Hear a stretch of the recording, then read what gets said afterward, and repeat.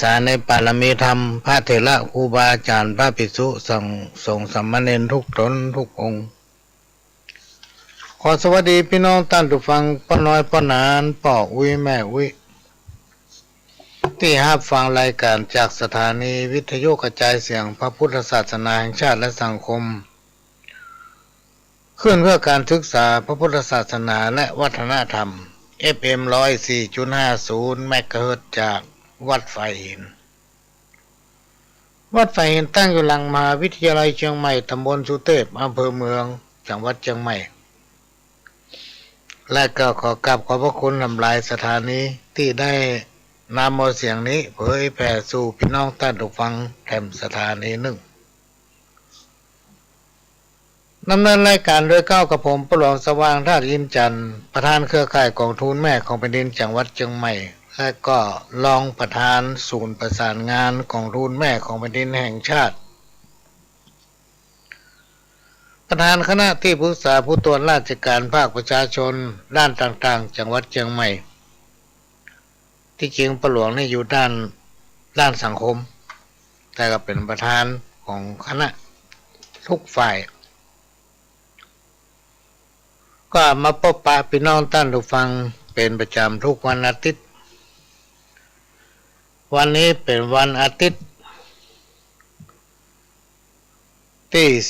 14สิงหาคมพุทธศักราช2565แรม2ค่ำเดือน11เหนือในวันเนี้ยก็มันมีหลากหลายตำรานะพี่น้องท่านผู้ฟังบางผู้บางท่านก็ไปหามื้อจันทร์วันดีทั้งกรุงเทพพุ่น มีญาติทั้งภาคใต้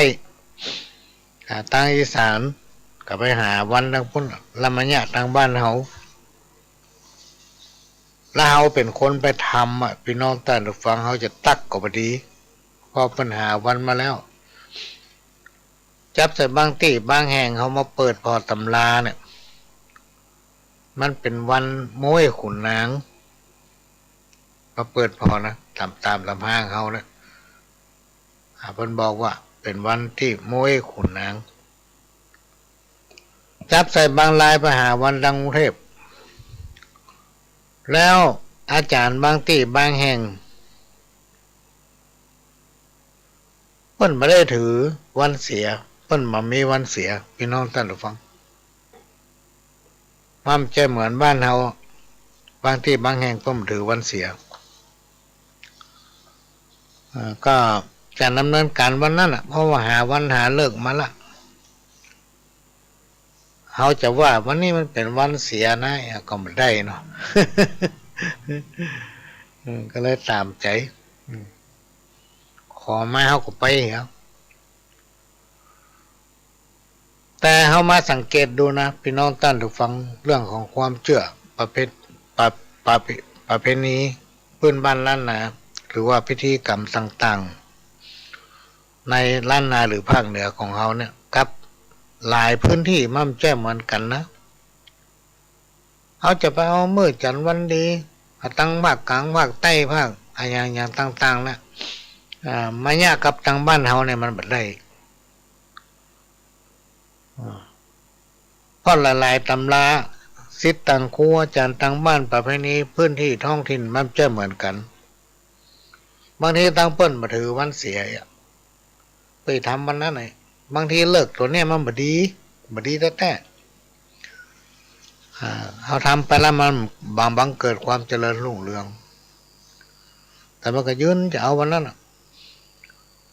หลายๆที่พี่น้องท่านผู้ฟังเขาลองมาสังเกตพออย่าเอานับวันเนาะเขาจะถืออ้อมตัวหนึ่งมันนับ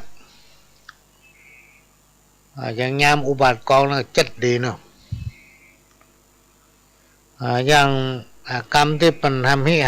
กันนะว่าบอกแก้วกินเย็นผีเข็นค่ำจ้างอยู่ห้างเสียควายยิบถุงลายใส่เบี้ยย่อยจำ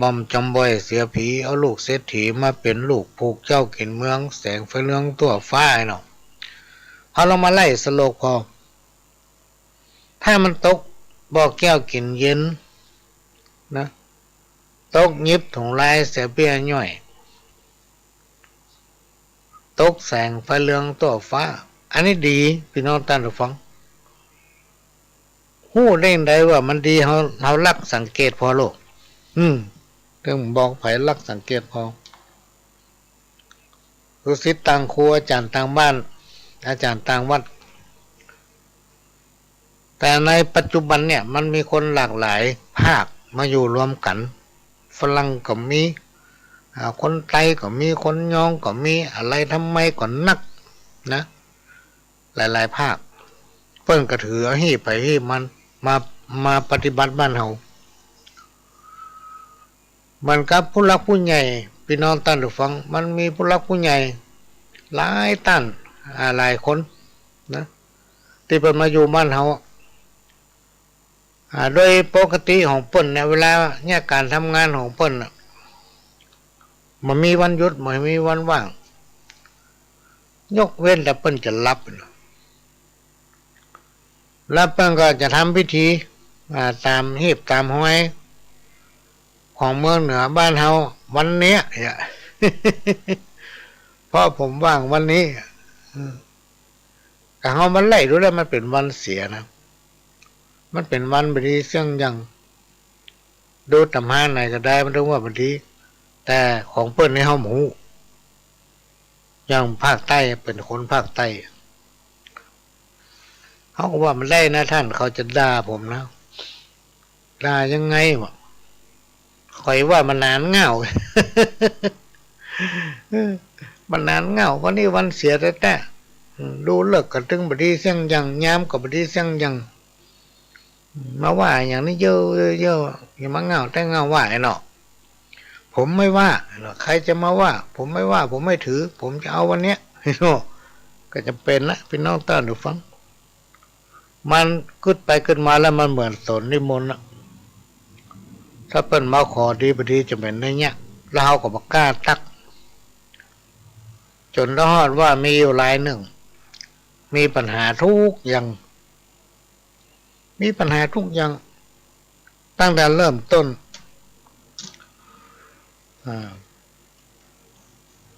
ไปจนจบแต่มันก็ยังไม่จบนะมาถึงเกินกลางก็มาหาอันนี้เอาถือตั้งได้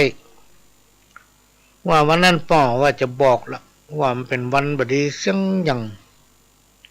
แล้วเป็นวันเสียตัวเขาจะบอกก็จะว่าเขาปากบดีคือตังเปิ่นนั้นหามาเต็มที่เตรียมมาเต็มที่แล้วก็เลยบ่กล้าบอกบ่กล้าตักก็ในใจว่ามันกำลังเป็นอย่างกล้าบุญรักษาเตอในที่สุดมีปัญหาทุกอย่างเลยเนี่ยถ้ามีปัญหาแล้วมันแก้ยากพี่น้องท่านผู้ฟังมันหาวิธีแก้เลยมันยากเพราะกรรมหรือความบดีสิ่งต่างหลายเหล่านี้มันเกิดขึ้นจากการกระทำของเฮาเกิดขึ้นจากการปฏิบัติของคนเฮานะแล้วเอาคนอื่นมาแก้มันยากมันก็ตัวเฮาเนี่ยอย่างลงไปสักอย่างพี่น้องเตือนดูฟังแล้วเอาไปจ้างมันมาแก้มันแก้ไม่ได้หรอกเพราะมันเป็นสิ่งที่เขาทำขึ้นมาข้อนี้จะมาสรุปได้ว่ากรรมมันเกิดจากการกระทำของคนเฮาหีบห้อยประเภทนี้อย่างตำราเนี่ยเฮาบ่เชื่อลบหลู่บ่ได้พี่น้องเตือนดูฟังอย่างถ้าหมอนี่มันตกบ่อแก้วกินเย็นมาตึ้มเจ็บเป็นยังบ้านหลังนั้นจุ้มอยู่หม่นถ้าตกยิบของลายเสเบียย่อยแก้วหวานเงินคำไหลเข้าหาบะขาดสุขกายสุขใจกินได้นอนรับลูกเต้าก็อยู่ถ้อยฟังกรรมปัญหาก็มาเกิดถ้าแสงไฟเรืองตัวฟ้าคนไหนตกแสงไฟเรืองตัวฟ้าอันนี้สุดยอดเลยพี่น้องท่านทุกฟังเฮาลักสังเกตพอนะที่เอามาโอ้ได้นี่เพราะเฮาลักสังเกต ตั้งแต่ปี2514พี่น้องท่านทุกฟังได้ศึกษาเกี่ยวกับเรื่องนี้ในสมัยก่อนนี่มันเชื่อนะ บ่เคยเชื่อเรื่องอย่างตั้งหลายแล้วเนี่ยก็ไปค้นคว้าหามาเนาะไปค้นคว้าหามาไปศึกษามาต่อมาเขาไปเชื่อเขาก็อยู่ไปเรื่อยๆแล้วมันก็มีปัญหาเรื่อยๆขึ้นกับตัวเก่าพี่น้องท่านผู้ฟังจนกระทั่งเขาต้องมายอมว่าอันนี้มันดีแต่อันนี้มันไม่ดีแต่ย่างการไปเอาเตียนมาบูชาเนี่ยพี่น้องท่านผู้ฟังเขาจะไปมั่งง่ายว่าขอฝากเตียนมาฮื้อกันหน่อยหรือเอาไปขอไปได้นะไปขอมาได้ที่จริงมันจะได้มาสมมติอย่างเขาเป็นคนทำเนี่ยเขาก็ต้องการย่างเข้าไปเอาสตางค์มาเสี่ยงกับเขาใบย่างเข้าไปเสี่ยงสตุ้งสตางค์โดยไปแจ้เหตุโดยไปแจ้เรื่องถ้าเปิ้นคนหู้เปิ้นถือว่าเป็นเรื่องเลวไหลถ้าเอาไปห้องเอานักเปิ้นก็จะว่าเขาต้มตุ๋นหลอกลวงเปิ้นเนี่ยเพราะฉะนั้นครูบาอาจารย์เปิ้นห้ามมาตั้งแต่ต้นว่ามือยึดติดกับตำราแล้วมือเอาตำราของครูบาอาจารย์เนี่ยไปหากินเป็นธุรกิจอย่างเงี้ยมันบ่ดีเนาะมันเป็นเหตุเป็นห้อยของเงี้ยมันจะขึ้นอยู่กับแรงศรัทธาและก็ความเชื่อ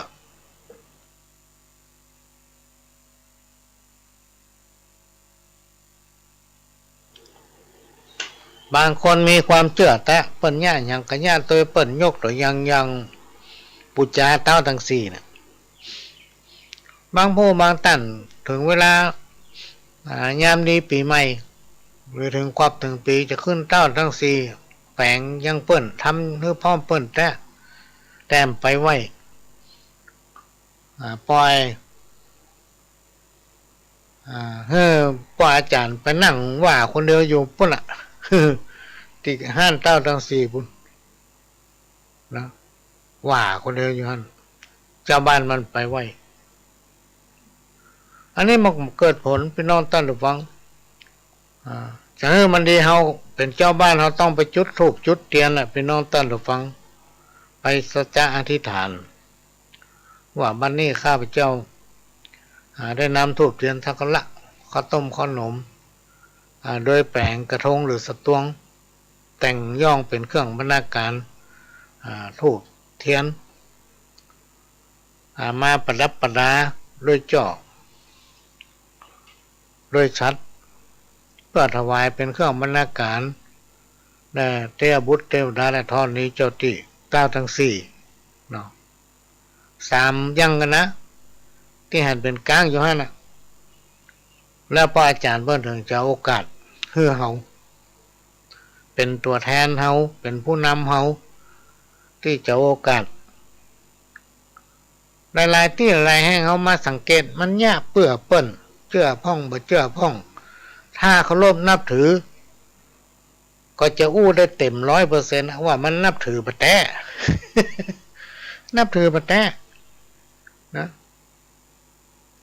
สมมุติว่าเขาเป็นเทวดาเขาด่าหัวน่ะมันจะยากอีหยังเนาะไหวกับไหวอย่างกับเนี้ยเอาไปหมูมาว่าเนี่ยเยอะเนี่ย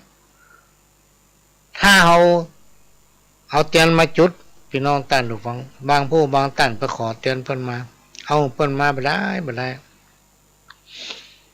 มันมีผลมันมีฤทธิ์บ่มีเดชอย่างสักอย่างพอเอามาบ่ได้ก็อย่างที่อู้ไปตะเกียว่าเฮามีความเชื่อบ่แต่ครูบาอาจารย์เพิ่นบอกเฮาจะต้องบูชาโลกพี่น้องท่านผู้ฟังเฮาไปเอาเตียนจากเปิ้นให้เฮาบูชาตามฐานะของเฮาอย่างพ่อหลวงนี่สมมุติมีไผมาเฮามาถามตั้งใดเฮาอยู่ว่าตามใจ10 บาท20 บาทแล้วแต่ถ้าเฮาไปบอกว่าชุดนี้500ชุดนี้1,000ชุดนี้800อันเนี้ย1,200เลยอ่ะคนที่มันตกทุกข์ได้ยากเปิ้นใครทำเนี่ยพี่น้องท่านผู้ฟังก็ทำบัดได้นี่หลายที่พี่น้องท่านผู้ฟังถ้าไผไปหากำห้องเอากำ900กำ1,200 มันไม่ใจเพราะฉะนั้นหีบหอยมันจะหายกับอันเนี้ยเอาเข้าคนบอกให้ไปละยกตัวอย่างเฮาเฮาเจ้าเหนือล้านนาเฮาเนี่ยพี่น้องตาดูฟังตัง700-900หรือว่าปันเนี่ยมันมีก้าหรอนะมันมีก้าอย่างเฮาเป็นเจ้าบ้านเนี่ยเฮากินได้เป็นเดือนนะพี่น้องตาดูฟังซื้อผักซื้อไม้ซื้อแป้งซื้อพริกซื้อเกลือซื้อกะปิกินได้เป็นเดือนมุ่นเพราะนั้นครูบาอาจารย์ก็เลยห้ามไว้ว่าเมื่อเอาไปทำเป็นธุรกิจหากินมันไม่ดีเพราะฉะนั้นก็อย่ามาแจ้งเนี่ยทางรายการมาอู้ฟังเนี่ยเพราะมีคนฟังหลายอยู่ท่านจะต้องบูชาเอาสมห้อยบูชาจะเอาเทียนมาตามมาจุดบูชาเนาะก็ไปบูชาเอามาตามกำลังของเขา40-50-10 บาท20 บาทหรือว่า100เนี่ยเป็นปกติโบราณของเพิ่นแล้วก็มาแปลงขันข้อตอกดองไม้แปลงกระถางทูบถ้าเป็นบ้านปู่แป้นปู่ฝากนี่นะพี่น้องท่านผู้ฟังท่านจะไปตามบนบ้านตามที่ไหนก็ได้หน้าบ้านเขาก็ได้นะที่มันบ่ไหม้อย่างแปลงทานแปลงที่ตามดีๆเอาบดินกีหรืออิฐบล็อกอย่างมาตั้งมาใหญ่เอาถาดกะละมังอย่างใส่น้ำแล้วก้อนอิฐวางกลางกันจุดตามที่มันบ่ไหม้อย่างนะต้องระมัดระวังบางบางต้านเอาเตียนไปตามหันมามีข้อนักเปิ้นกับแปลงมาฮื้อแต่โอ้ประมาทเอาปักไม่แป้นข้างที่นอนนั่นละแล้วเผลอรับเอาไม้กับไฟพี่น้องท่านผู้ฟังมันก็ไปกันลุ่มๆอันนี้ก็มาอู้ฟังเท้าจะย่าอย่างย่าแต่เท้าจะเชื่ออย่างก็เชื่อแต่แล้วเราต้องมีความศรัทธาตัวถ้าเอาย่าตามเปิ้นเขาว่ามันดีนะเขาไปเอามาเนี่ยบัดได้นะมันก็เกิดผลนะพี่น้องท่านผู้ฟังเพราะว่าเปิ้นถือว่าเขาเชื่อบัดแท้เขาร่วมนับถือบัดแท้มันมีจิตใจเลื่อมใสศรัทธาแต่จริงมันก็เกิดประโยชน์อันนี้มาเล่าให้ฟังถ้าเขารบเลื่อมใสเนี่ยมันดึงดีหมดเขามีความเชื่อความเชื่อเนี่ยมันมีปาฏิหาริย์นะพี่น้องท่านฟังคิดว่าคนนั้นมันจะไปเอาน้ำมนต์ในสมัยก่อน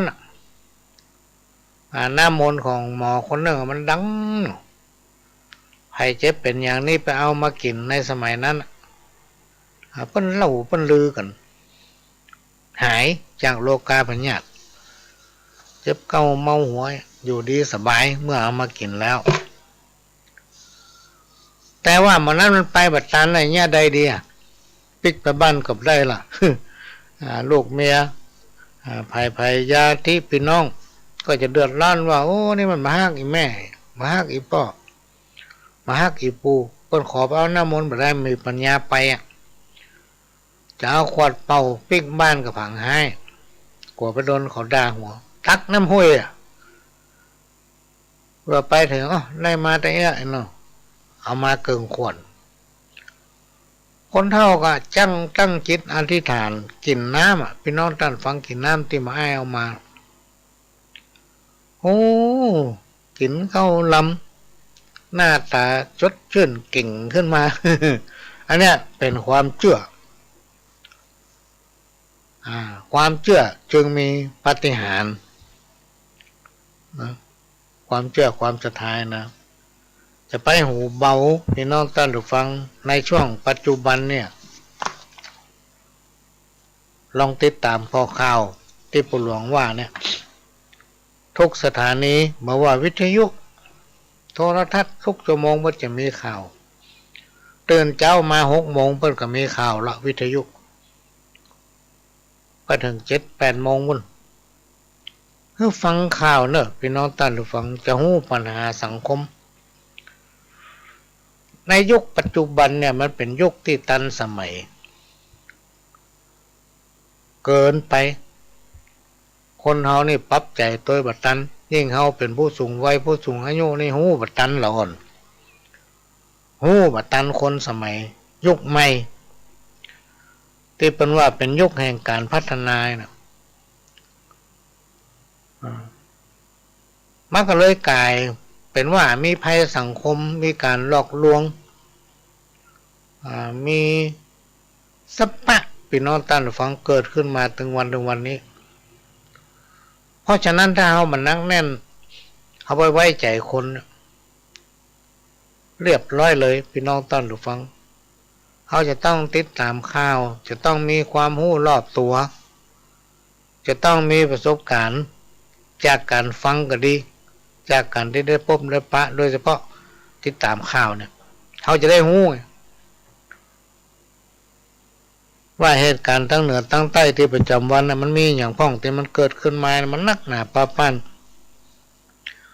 ยิ่งภาวะปัจจุบันเนี่ยพี่น้องท่านผู้ฟังไวรัสโควิด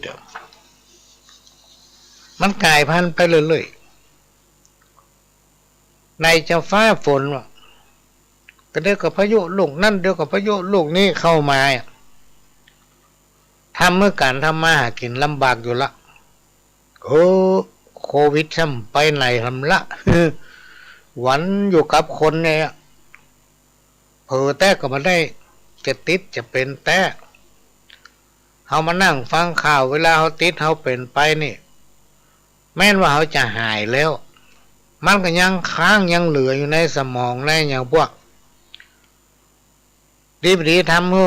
เป็นสมองเสื่อมไปบางทีร่างกายเขาอ่อนแอเป็นน้อยเดี๋ยวทำให้เป็นหนักเพราะฉะนั้นเราจะหลีกเลี่ยงโรคาพยาธิได้เนี่ยเขาจะต้องรักษาสุขภาพของตนเองเพื่อมันดีสุขภาพเนี่ยมันจะมีใจนะพี่น้องท่านผู้ฟังจิตใจนี่สำคัญที่สุดถ้าใครมีจิตใจอ่อนแอจิตใจวันไหวเป็นคนอ่อนแอนะพูดง่ายๆเปรียบเหมือนไม้ตุลู่ตัวลมลมมาตั้งเหนือกับลู่ไปตั้งเหนือลมมาตั้งใต้พัดตั้งใต้กับลู่ไปตั้งใต้ถ้าใครมีร่างกายและจิตใจที่อ่อนไหวอันนี้สำคัญเพราะนั้นจิตใจให้ต้องเข้มแข็งและก็มีร่างกายที่สมบูรณ์กินข้าวลำนอนรับบ่ต้องไปคิดอย่างนัก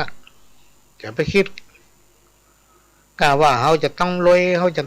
วันนี้จะต้องได้นักมันพวกจะต้องได้อันนี้อย่าไปคิด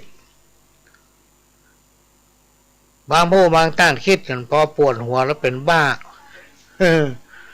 คิดจนปวดหัวแล้วเป็นบ้า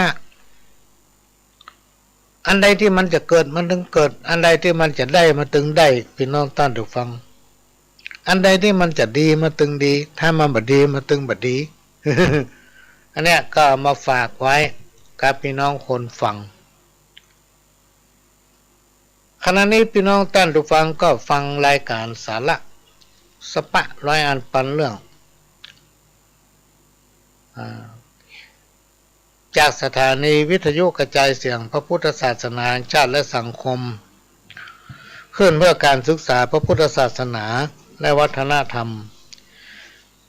FM 104.50 เมกะเฮิรตซ์วัดไฟหินวัดไฟหินตั้งอยู่หลังมหาวิทยาลัยเชียงใหม่ตำบลสุเทพอำเภอเมืองจังหวัดเชียงใหม่เป็นสถานีวิทยุของพี่น้องคนฟังทุกท่านเป็นเจ้าของที่เราต้องช่วยกันทนุบำรุงพี่น้องท่านผู้ฟัง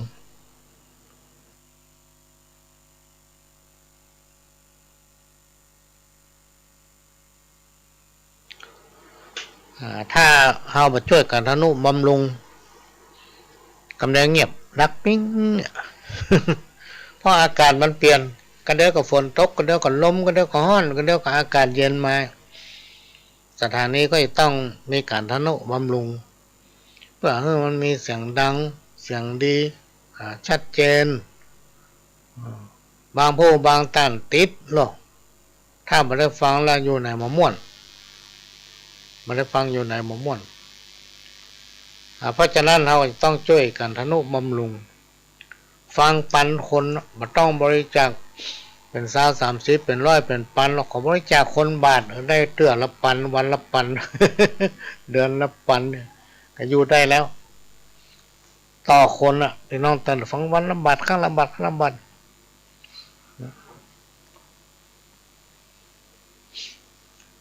อันนี้ก็ต้องช่วยกัน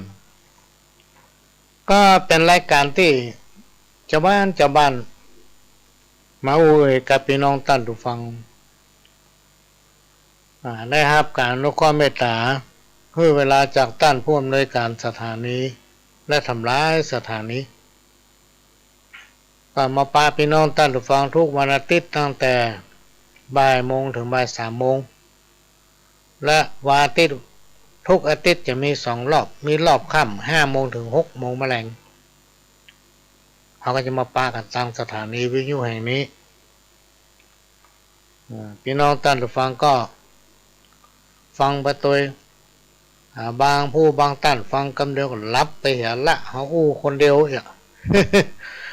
บางผู้บางท่านก็ตั้งใจตึ้งไปไหนถ้าฟังบันนานใช่หรอ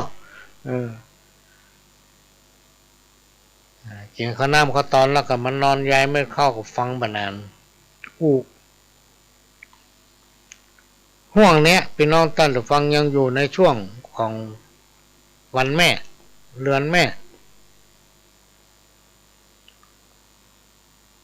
ซึ่งจังหวัดเชียงใหม่ร่วมกับปวสภาค5และก็8จังหวัดภาคเหนือก็ได้ร่วมกันจัดกิจกรรมวันมหกรรมกองทุนแม่ของแผ่นดินประจำปี2565ก็เริ่มตั้งแต่64 65มาละพี่น้อง64มาละพี่น้องท่านผู้ฟังเพราะอย่างเพราะ64ไวรัสโควิดมันหนักหนาเหลือเกินหนักขนาดเลยก็เลยงดไปก็จะมาจัดพร้อมกันในปี65ก็คือวันที่28นี้ที่กรุงเทพมหานครพระหลวงสว่างนี่เป็นประธานเครือข่ายกองทุนแม่ของแผ่นดินจังหวัดเชียงใหม่และ8จังหวัดภาคเหนือเป็นรองประธานศูนย์ประสานงานกองทุนแม่ของแผ่นดินแห่งชาติก็จะเป็นตัวแทนของจังหวัดเชียงใหม่กับประธานของแต่ละจังหวัดนั้นจะมีประธานคนหนึ่งจังหวัดลำพูนก็มีประธานคนหนึ่งจังหวัดลำพูนลำปางแปะนั่นแม่ฮ่องสอนพะเยาหมู่เนี่ยก็จะมีประธานคนหนึ่ง8จังหวัดก็มี8คนร่วมกับคณะของปวสภาค5ก็จะเดินทางกันไปกรุงเทพโดยจะไปที่แรกพระหลวงว่าจะไปวันที่27เมื่อเช้าแต่กับบัดนั้นเพราะจะต้องไปตรวจสุขภาพวันที่27สิงหาเนี่ยตั้งแต่ตอนเช้าแล้วไปถึงบ่ายพุ่นก็มีความจำเป็นที่ต้องเดินทางออกจากเชียงใหม่นี้ไปวันที่26วันที่27ตรวจสุขภาพตอนบ่ายๆก็จะไปดูสถานที่วันที่28ก็ร่วมกันในวันมหกรรมกองทุนแม่ของแผ่นดินที่กรุงเทพก็จะมีการเข้าเฝ้าทุกปีพี่น้องท่านผู้ฟังที่ผ่านมานั้นท่านผู้ว่าราชการจังหวัดทุกจังหวัดบอกว่าจะเป็นจังหวัดเชียงใหม่แม่ฮ่องสอนลำพูนลำปางแปะนั่นพะเยาเชียงรายเนี่ยท่านผู้ว่าท่านพัฒนาการของจังหวัดทุกจังหวัดรวมถึงผู้ประสานรวมถึงผู้แทนของหมู่บ้านต้นกล้าของทุนแม่ของแผ่นดินก็จะไปร่วมกันที่กรุงเทพพุ่นคนมีเป็นหลายพันพี่น้องท่านผู้ฟังแต่ในปีนี้เนื่องจากว่าภาวะไวรัสโควิดและก็เศรษฐกิจอย่างหลายๆอย่างมาผสมผสานกันก็เลยไปอาก้าตัวแทนภาคประชาชนโดยมีประธานเครือข่ายแต่ละจังหวัด ร่วมกับสำนักงานปวสภาค5ส่วนผู้ว่าและสำนักงานพัฒนาชุมชนของแต่ละเขตแต่ละอำเภอแต่ละจังหวัดนั้นไม่ได้ไปโดยมีปลัดกระทรวงมหาดไทยก็ไม่แน่ใจว่าจะมีรัฐมนตรีก็แทนเป็นตัวแทนของจังหวัดต่างๆเข้าเฝ้ารับพระราชทานเงินขวัญถุงกองทุนแม่ของแผ่นดินได้วันที่28ก็จะปิ้งมาวันที่29เนาะอันนี้ก็มาอู้หูฟังแล้วมาถึงวันนี้ก็ยังหันกิจกรรมของแต่ละอำเภอแต่ละหมู่บ้านเป็นรายงานเข้ามาอยู่บ่หยุดบ่ยั้งสำหรับเชียงใหม่ของเฮาพี่น้องท่านผู้ฟังเฮาก็มีนโยบายว่ามีแผนว่าจะกำหนดจัดกิจกรรมวันกองทุนแม่ของแผ่นดินเนี่ยในเดือนกันยายนน่าจะต้นเดือนหรือปลายเดือนยังไม่แน่ใจหรือว่ากลางเดือนประมาณนั้นเพราะวันที่16นี้ประหลวงจะไปประชุมที่จังหวัดอยู่ว่าจะเอาอย่างไรกันแล้วก็จะมาแจ้งประชาสัมพันธ์ให้รู้วันที่เขาจัดกิจกรรมวันกองทุนแม่ของแผ่นดินของจังหวัดเชียงใหม่นั้นก็จะมีการทอดพระป่าสมทบโดยนำเงินรายได้นั้นมาสมทบถวายเฉลิมพระเกียรติกองทุนแม่ของแผ่นดินจังหวัดเชียงใหม่แล้วก็อาจจะมีการรับบริจาคโลหิตรับบริจาคเลือดเฉลิมพระเกียรติ90 พรรษา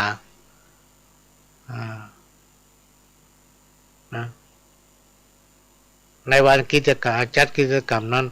ก็มาอู้ฟังก่อนเพื่อพี่น้องท่านผู้ฟังหลายผู้หลายท่าน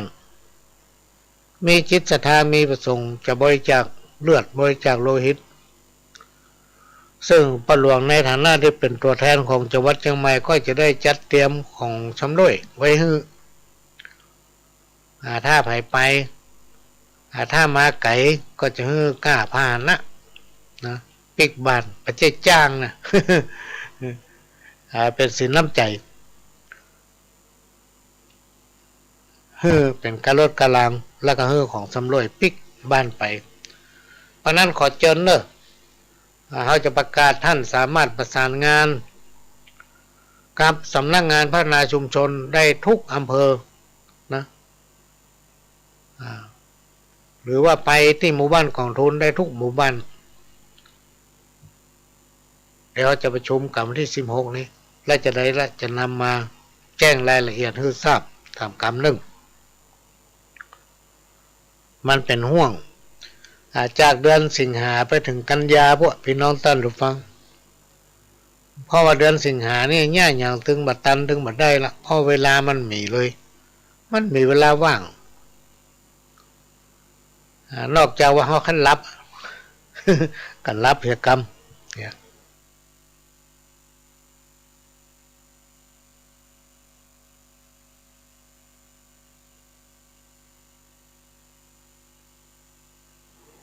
สำหรับพี่น้องท่านผู้ฟังที่เป็นแฟนรายการของพ่อหลวงที่จริงสถานีเพิ่นก็มีรายการดีๆมาเปิดให้ฟังถึงบ้านถึงจองตลอดพี่น้องท่านผู้ฟังนอกจากสถานีลุกแต่ว่าหลายผู้หลายท่านก็มาถามว่าพ่อหลวงหายไปไหนบัดจัดราคาทุกคืนวันพฤหัส3 ทุ่มถึง4 ทุ่มหรือจะอู้ตามภาษาเจ้าบ้าน9 โมงก็ถึง10 โมงเมื่อคืนทุกคืนวันพฤหัสถ้าประจำเป็นบัญญัตินอกจากว่าติดภารกิจสถานีบ่ว่างมันมีรายการถ่ายทอดมีกิจกรรมอื่นๆก็ไม่ได้ปะส่วนภาคกลางวันจะมีวันเสาร์4 โมงถึง6 โมงแมลงแล้ววันอาทิตย์ก็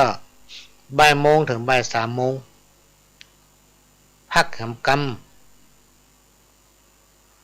ก็มาเข้ารายการต่อ5 โมงถึง6 โมง2 รอบวันอาทิตย์นี่นะก็เชิญฟังได้ก็บอกต่อๆกันไปตุย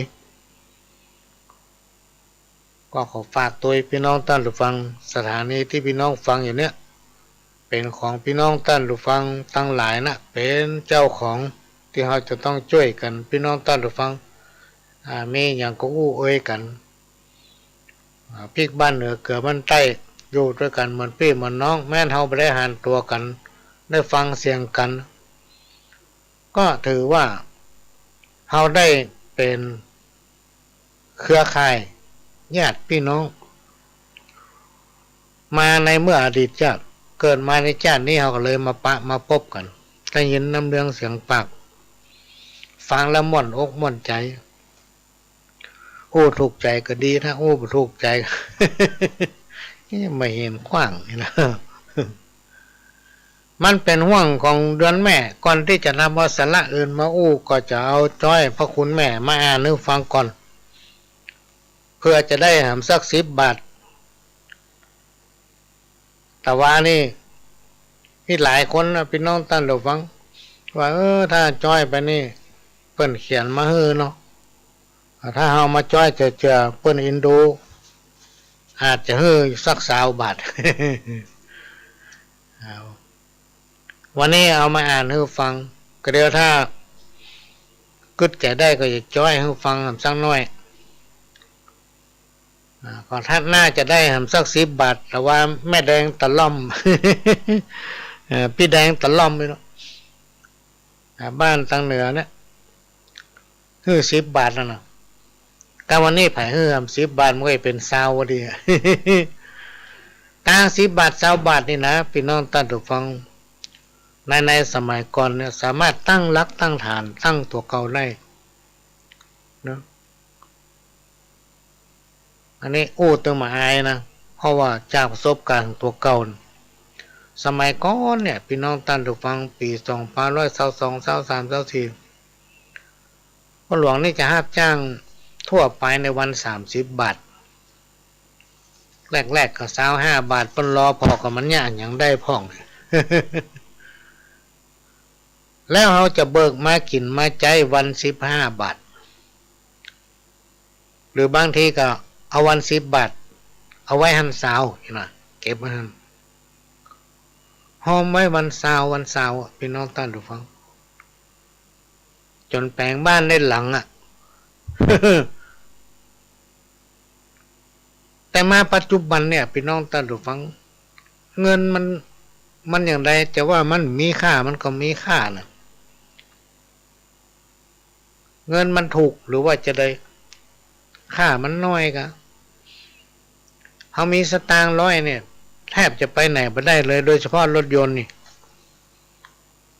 ลองเติมน้ำมันแถมมีกินละเพราะฉะนั้นเพราะว่าเศรษฐกิจมันดีเงินค่าของมันน้อยนะก็พยายามจิอดกินเอา อดกินเอาตุกมาได้กินมีไฟตามไฟส่องต้องแต่ถ้ามาได้นุ่งได้ย่องนี่มันดูแขวนมันได้หันใส่เสื้อผืนหน้าเนี่ย ลาปหลวงนี่มาได้นะเขาจะนุ่งเสื้อผืนเดียวเสื้อขาวนะถ้าว่าตัวนี้มันเปื้อนก็เอาไปซักก็เอาเสื้อหลวงมันนุ่งก็เป็นเสื้อขาวนะวันนี้นุ่งเสื้อสีแดงเนี่ยวันนี้นะเป็นผ้าฝ้ายไปซื้อเหมาที่สั่งกำแพงตัว200มาเดียวท่าจะมาได้ละบางพ่อบางตั้นละอ่อนลูกตั้นหลอดหลานโอ้ลูกหลานมาแต่งตัวนี้อายเปิ้นนี่หรอก็ไปอายไผ่อย่างเขามีสตางค์อ่ะนี่หรอ สตางค์มีในกระเป๋าเนี่ยอยากอย่างเขาก็ซื้อกินนะเขาจะไปขอเพิ่นกินแล้วแต่เป็นเรื่องปกติธรรมดานะพี่น้องท่านผู้ฟังของชาวบ้านเนี่ยอันกรรมนินทาเนี่ยเขาจะไปยึดติดจะไปฟังจะไปสนใจมันครูบาอาจารย์ของพ่อหลวงนี่บอกว่าคนเฮาเกิดมาเนี่ยถ้าบอกว่าอย่างฮื้อไผ่นะอันนั้นมันใจคนนี่หรอ มันใจคนวะ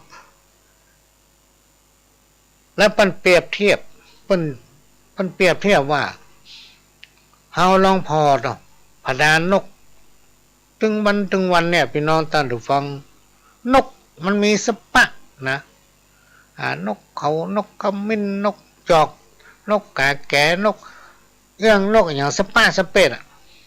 จนบัดสามารถที่จะนับได้ละนกหัวขวานเนี่ยนกคุ้มมีนักพี่น้องท่านผู้ฟังแต่ว่านกอย่างที่คนไปพออยู่ที่ไหนเขาก็ซื้อเขาไปพอ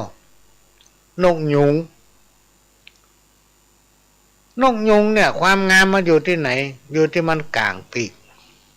นะเวลามีคนนักหลายๆเนี่ยมันจะก่างปีกเตี้ยวไปเตี้ยวมาพ่อแล้วองอาจม่วนตาสบายใจ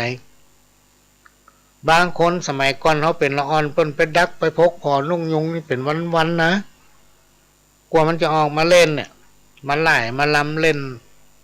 ไปตำเล่นในแพะในปากครูบาอาจารย์เปิ้นเอามาเปรียบว่า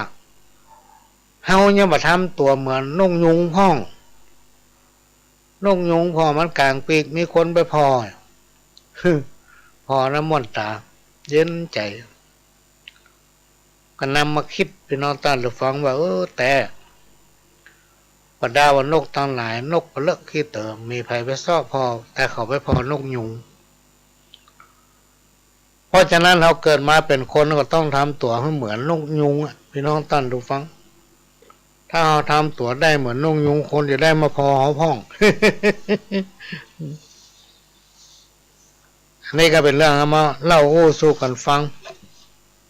ในห้องของวันแม่ก็จะเอาข้าวของแม่เว้ยสีแก้วสีลินวันแม่มาอ่านให้ฟังคุณพระคุณของแม่บุตราเหยดูลาลูกลักมาตุมขว้างสัตว์พ่อแม่ปิตามาสวะตุมลาพ่อแม่สองเท่าพ่อบอิน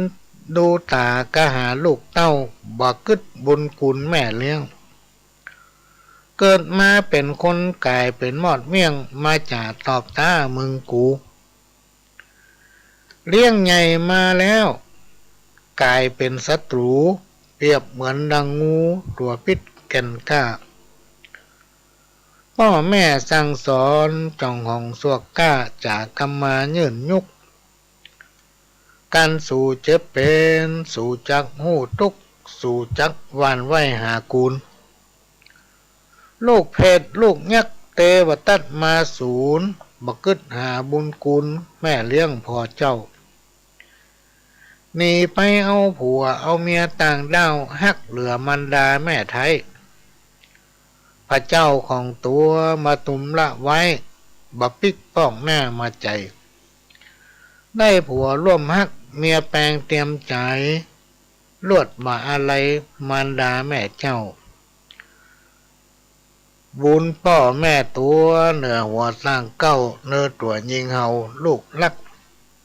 ลูกเต้าเตรียมใจเป็นเทวตัดมาซัดขว้างฮื้อมัวเมาได้ผัวร่วมฮักเมียแปลงเป็นเสาลวดใจมัวเมาบัญแยงทีขึ้น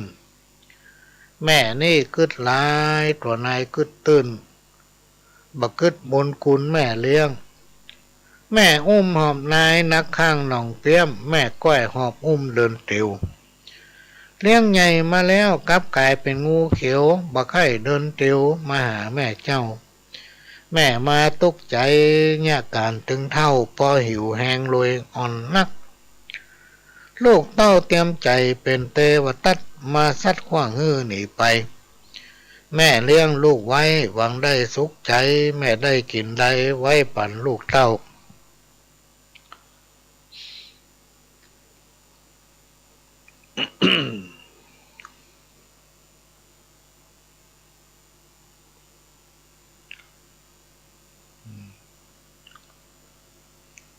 อันนี้เป็นของแม่วิสีแก้วสีลินนะบัดเดียวนี้เหยบ่มีไผเฝ้ามาสวะตุมลาแม่ไว้น้อยอกมองใจกับเจ้าลูกไทยนั่งสีตาให้ถึงวัน เกิดฮอดแม่เลี้ยงลูกเต้าจอมขวัญแม่วังสุขบานเป็นทุกข์โศกเศร้า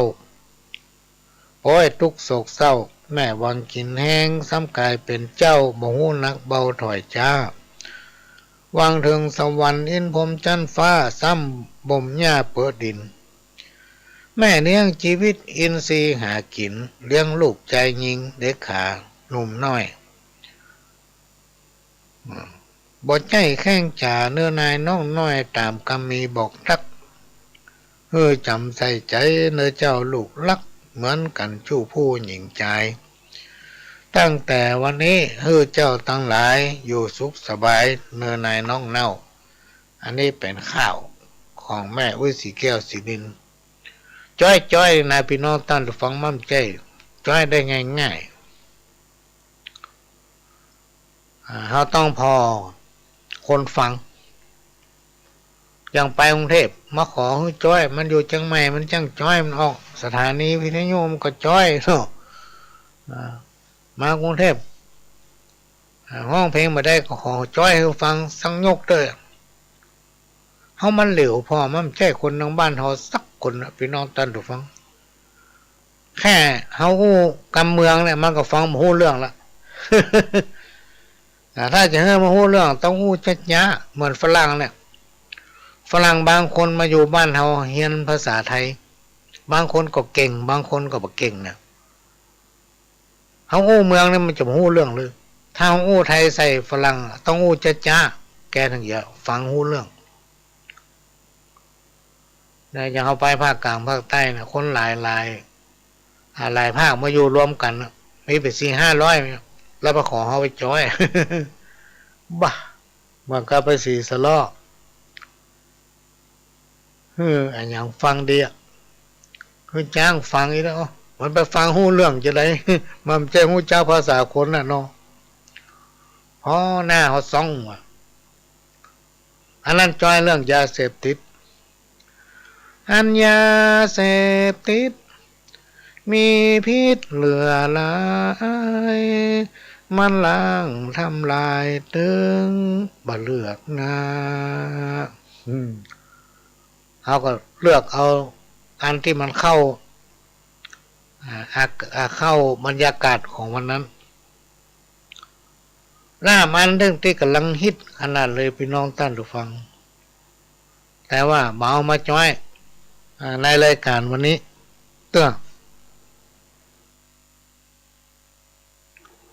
พ่อกำลังได้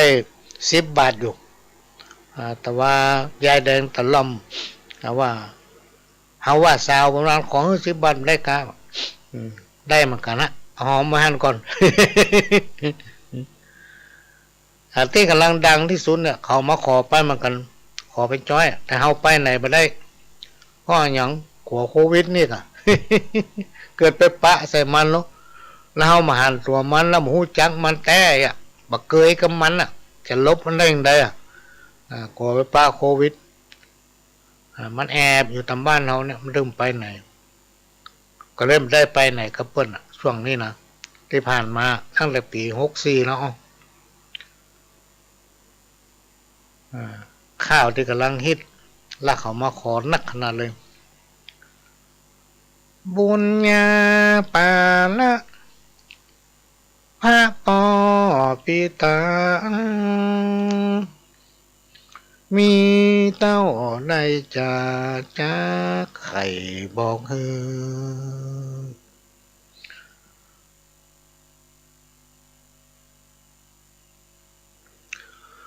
กูลปอ21กูลแม่12เนี่ยเนี่ยมากำลังฮิตดังขนาดเลยนะพี่น้องท่านฟังมีคนมาขอนะบางคนโคตรเฮาไม่ได้ไปโคตรถึงเฮาเพิ่นท่าจะล่ำจะรวยแล้วนอขออย่างได้ตึงไปเฮาไปได้เฮาขอไปปะโควิดที่ว่าเนี่ยก็เฮาจะฮู้จักมันนะ ถ้ามาเปลี่ยนชื่อเปลี่ยนสายพันธุ์เนี่ยมันอยู่ที่ไหนตั้งได้บ่ฮู้ได้ไปปะมันเนี่ยใดก็เริ่มไปในสักติก็เดี๋ยวก็จะมาออกอากาศให้ฟัง มันมีค่า3-5 บทที่ไปประกวดเลยที่1นะเอาเฮ้อคนเดียวนะเฮ้อคะแนนคนเดียวนะ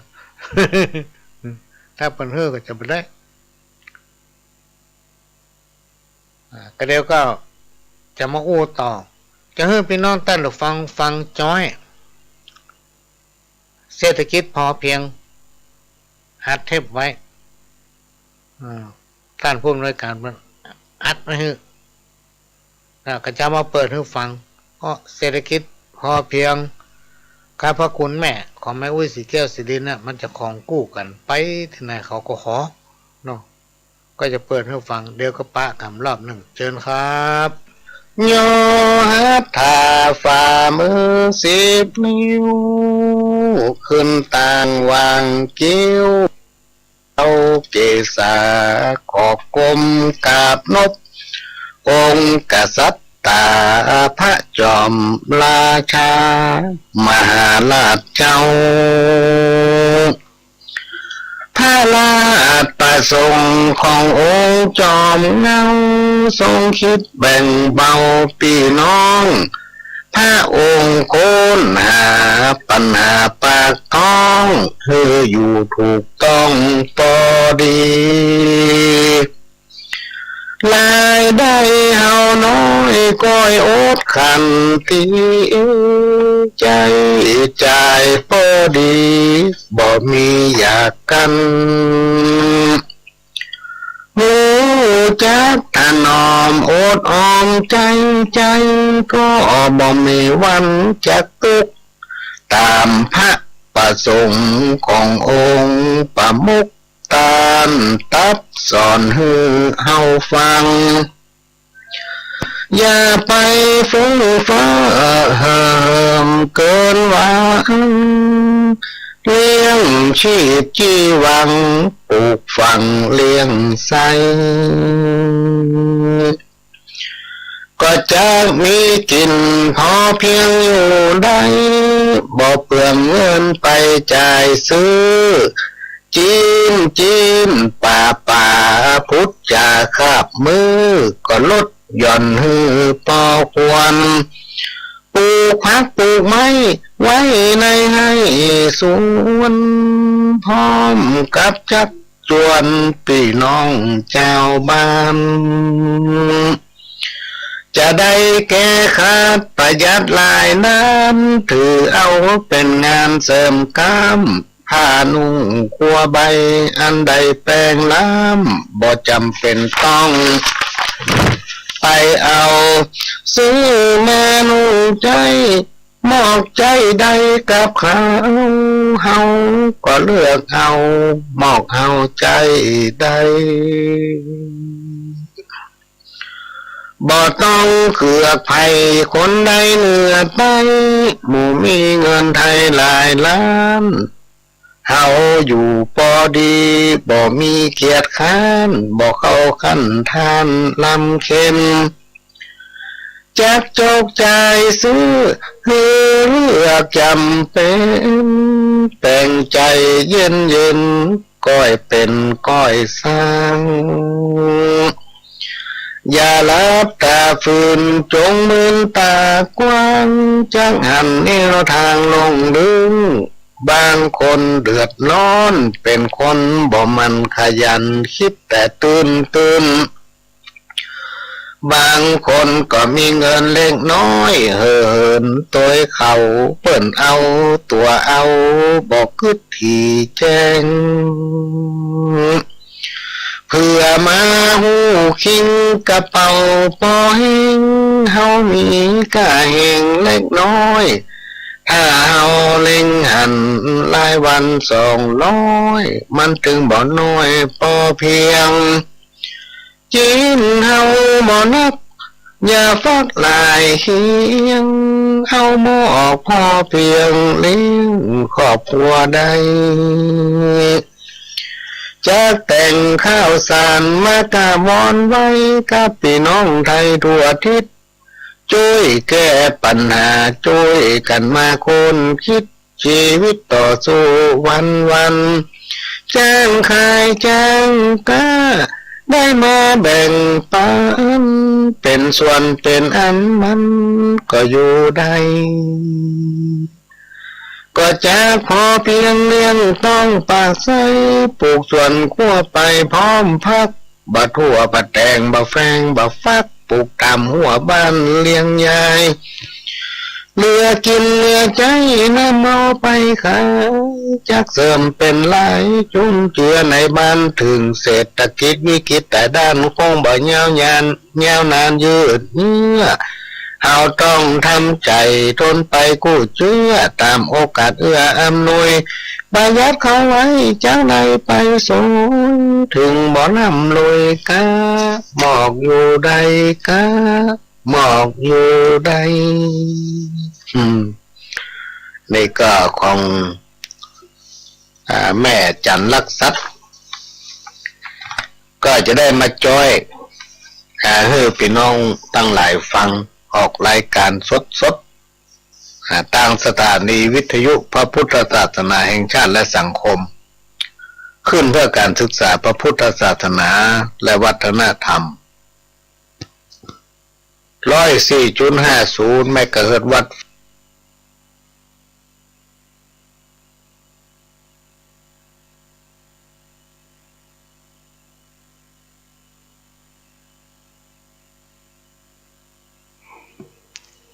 ก็ผ่านไปพี่น้องท่านผู้ฟังได้ฟังเสียงจ้อยฟังละม่วนอกม่วนใจ แต่ละอ่อนเขาฟังมาหูเรื่องฟังมาหูเรื่อง ก็เลยหลายพื้นที่ขออ่านหรือฟังเอาเตอร์เนาะละอ่อนฟังมาหูเรื่องขณะนี้พี่น้องท่านผู้ฟังก็กำลังรับฟังรายการสาระสัพพะจากทางสถานีวิทยุพระพุทธศาสนาแห่งชาติและสังคมขึ้นเพื่อการศึกษาพระพุทธศาสนาและวัฒนธรรม FM 104.50 เมกะเฮิรตซ์จากวัดฝ่ายหินวัดฝ่ายหินตั้งอยู่หลังมหาวิทยาลัยเชียงใหม่ตำบลสุเทพอำเภอเมืองเชียงใหม่ก็เป็นสถานีของคนฟังทุกท่านเป็นเจ้าของดำเนินรายการด้วยกับผมพ่อหลวงสว่างธาตุอินจันทร์ก็เป็นลูกเป็นหลานของพี่น้องท่านผู้ฟังเนี่ยมีโอกาสได้มาพบมาปะนำเอาสาระจากประสบการณ์พ่องจากการที่ไปจำเอากำอู้ของเปิ้นมาพ่องเอามาอู้มาเล่าสู่กันฟังอู้ไว้ใจว่าใส่บาแบงหามมันเช่นนักเนาะเป็นประสบการณ์จากการฟังสิ่งไหนที่ฟังแล้วมันม่วนใจก็เก็บไว้ในใจครับสิ่งไหนที่ฟังแล้วมันแสลงใจทิ่มแทงหัวใจก็ขว้างเหีย ก็จะมาเอานิทานเรื่องจับอุบัติมาเล่าให้ฟังเมื่อมาแล้วติดใต้เมืองหรือลุ่มแม่น้ำคงคาลุ่มแม่น้ำคงคาของแคว้นมคธบริเวณท้องทุ่งลุ่มแม่น้ำคงคาในสมัยก่อนพุทธกาลยังมีอยู่เมืองหนึ่งชื่อเมืองวิเชียรบุรี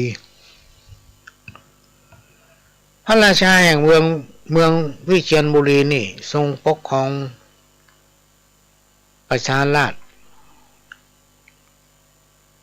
มีความอยู่เป็นอยู่ร่มเย็นเป็นสุขอยู่มาวันหนึ่งเป็นวันแห่งวิกฤต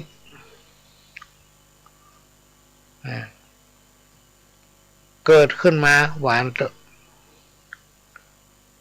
ค่ำของวันนั้นพระราชาทรงเสด็จออกจากเมืองไปแบบเงียบ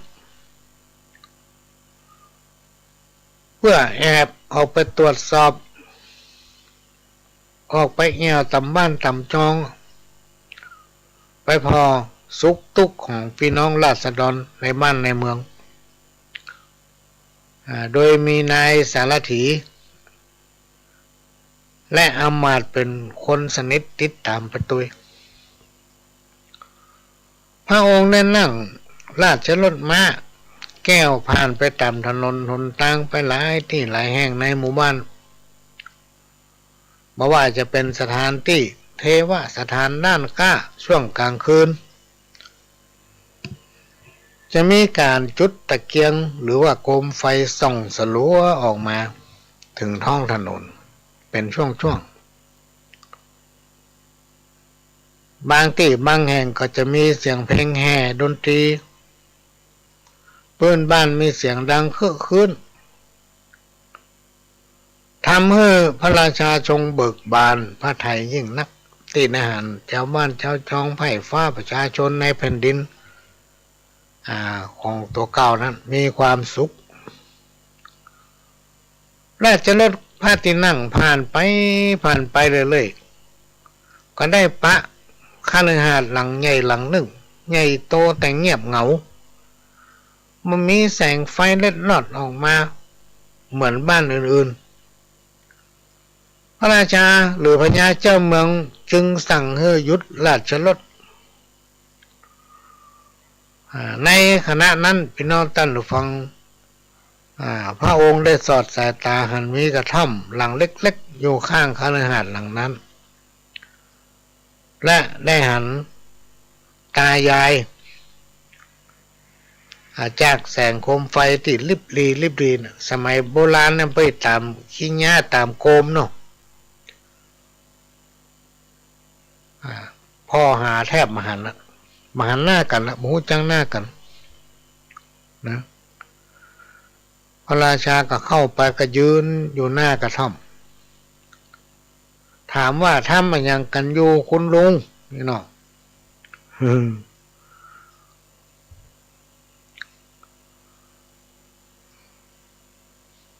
ฝ่ายสองตายาย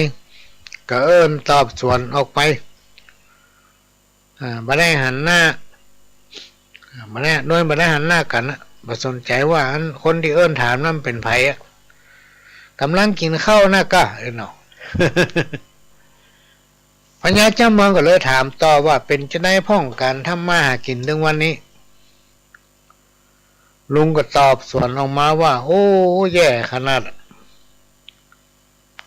พญาเจ้าเมืองก็ถามว่าโอ้เป็นจะได้ถึงแย่ละลุงก็ตอบไปว่าบ่แย่ได้ยังไงลองหันไปพอคฤหาสน์หลังใหญ่ตั้งหน้าโลมันเกี่ยวกันยังไงลุงพี่น้องก็เมื่อก่อนตากับยายก็อาศัยคนในบ้านหลังนั้นไม่ว่าจะเป็นที่อยู่ที่กินสารพัดจนอยู่ได้มาถึงวันเนี้ยพี่น้อง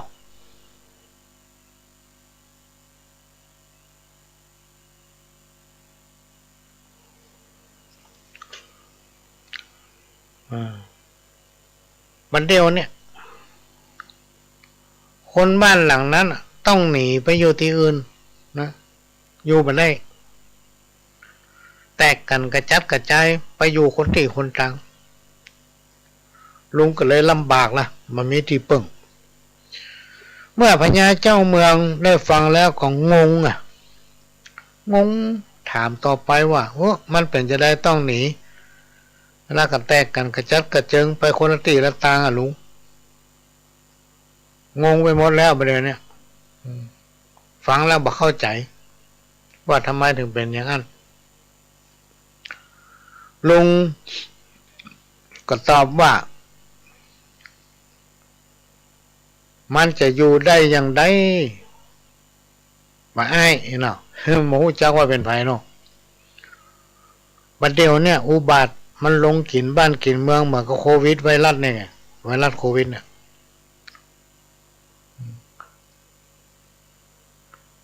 ลงมากินบ้านกินเมืองบ้านหลังเนี้ยเป็นเจออุบัติถึงหลังอย่าว่าแต่บ้านหลังนี้เลยแม้แต่ใน ระราชวังของเมืองเฮาเนี่ยอุบาทมันจะเข้าไปกินจะเข้าไปทำร้ายทุกคนในเมืองในพระราชวัง ถ้าอุบาทลงที่ไหนตัดท่านจะเป็นบ้านล้างเมืองล้างถ้าเป็นปราสาทราชวังก็จะเป็นปราสาทราชวังล้างในอนาคตเหมือนบ้านหลังเนี้ย โอ้พระราชาได้ฟังพญาเจ้าเมืองฟังแล้วงงอ่ะพี่น้องท่านฟังก็เลยถามต่อว่าอุบาทเนี่ยมันร้ายนักขนาดนั้นเลยกับลุงเนาะโอ้มันไม่ยังจะเลวร้ายยิ่งไปกว่าอุบาททำแล้วถ้ามันลงไหนจักวินาศชิบหายที่หั่นแม้นว่าบ้านเมืองติมั่นคงมีแม่ทัพนายกองเข้มแข็งแรงอย่าได้กระจ่างก็ตามหากอุบาทลงเข้าแล้วจะต้องแตกกันกระเจิงกระจายไปหมดเหมือนคฤหาสน์หลังเนี้ยต้องล้างพ่ออุบาทพระราชาก็ถามว่าอุบาทมันเป็นตัวอย่างใดลุงก็ตอบว่าโอ้ลุงก็เคยหันนะว่าอุบาทไม่มีตัวอย่างใดหู้แต่ว่าอุบาทนั้นมันมีฤทธิ์เดชมากมายพญาเจ้าเมืองก็ถามลุงเคยหันตัวมันก็ถ้าลุงเคยหันเขาจะได้จับมันมาลงโทษ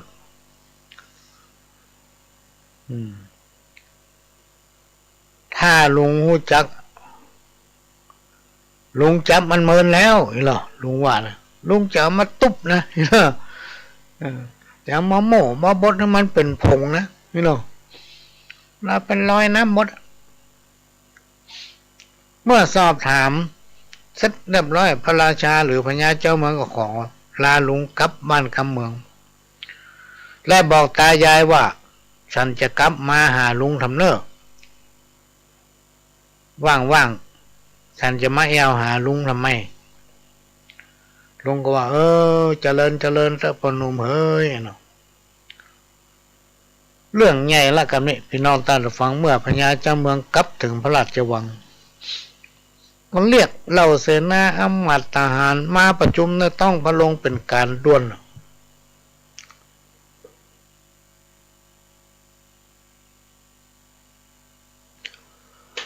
ทางที่พระองค์ก็กำลังอ่อนหิว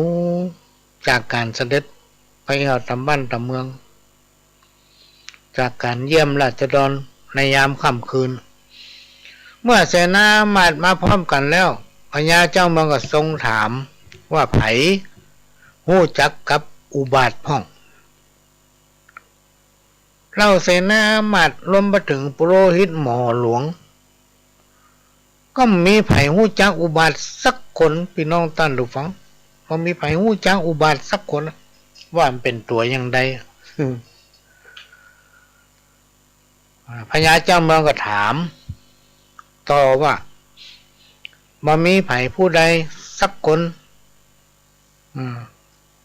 หู้จักอุบาทเลยกะจึงรับสั่งเสนาคนหนึ่งซึ่งเป็นผู้ที่มีความเก่งกล้าสามารถและเป็นคนที่มีสติปัญญามากกว่าคนอื่นๆพญาเจ้าเมืองจึงมีพระราชโองการเพื่อนำกำลังเป็นร้อยกล่องวะพี่น้องท่านผู้ฟังออกตามล่าจับตัวอุบาทให้ได้ภายใน7 วันภายใน7 วันเนี่ยถ้าจับอุบาทมาได้จะต้องถูกลงโทษวะ เมื่อรับพระราชโองการแล้วก็นำทหารออกจากบ้านจากเมืองไปยังเมืองใหญ่เมืองน้อยไปทำชานเมืองกลางเมืองไปทุกบ้านแล้วก็ไปบริเวณตำเมืองใกล้เคียงพี่น้องท่านผู้ฟังไปสอบถามเจ้าบ้านเจ้าเมืองสอบถามบอกว่าคนเจ้าบ้านและท่านผู้ทุกที่ ที่กองทหารนั้นไปถึงก็มีไผหู้จักอุบัติสักคนน่ะพี่น้องท่านผู้ฟังวันเวลาผ่านไปความหวังที่จะมีชีวิตอยู่เริ่มเหลือน้อยไปเพราะถ้ามันครบ7 วันยับอุบัติไปได้เนี่ยตนเองจะต้องถูกลงโทษจะต้องถูกพญาเจ้าเมืองเป็นลงอาญาตัดหัวเป็นแน่6 วันผ่านไปละพี่น้องท่านฟังค้างวันพุธของวันเดียวมีเวลาวันเดียวอย่างนี้ใดจับกุมตัวอุบัติพอถึงข้ามมาพี่น้องท่านฟังเสนาเหล่าทหารนับร้อยกองนะกองนึงก็มีเป็นพันคนบ่